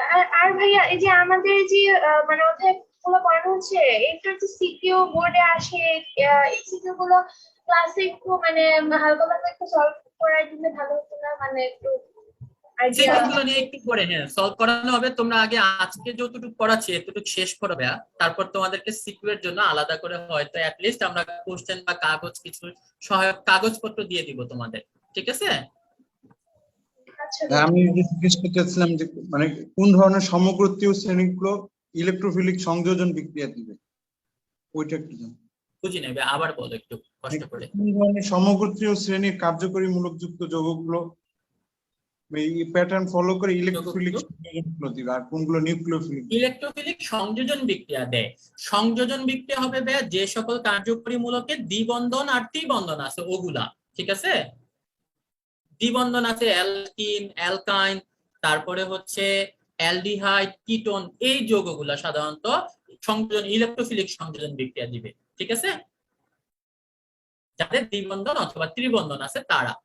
ওকে, কিছুক্ষণ যাবত এফবি লাইফে ক্লাস খুঁজে পাও নাই, অসুবিধা নাই, তোমাদের গ্রুপে এই ক্লাসগুলো আবার আপলোড দিয়ে দিবে। ঠিক আছে? তো তখন আবার দেখে নিও। আর কোনো কোশ্চেন আশা করি আজকের পড়া থেকে নাই, আছে কি? আচ্ছা, আরেকটা প্রশ্ন, যে নিউক্লিওফিলিক সংযোজন দেয় কারা তাহলে? নিউক্লিওফিলিক সংযোজন দিবে তাদের ক্ষেত্রে হচ্ছে মাইনাস চার্জ থাকে। নিউক্লিওফাইল, নিউক্লিয়াসের প্রতি যাদের আকর্ষণ, নিউক্লিয়াসটা প্লাস, তাহলে যে সকল পরমাণু বা মূলকগুলা নিজেরা মাইনাস বা ঋণাত্মক চার্জ ধর্মী, তারা দিবে হচ্ছে নিউক্লিওফিলিক সংযোজন। ঠিক আছে? ভাইয়া একটা কোশ্চেন ছিল। আর কি কোশ্চেন?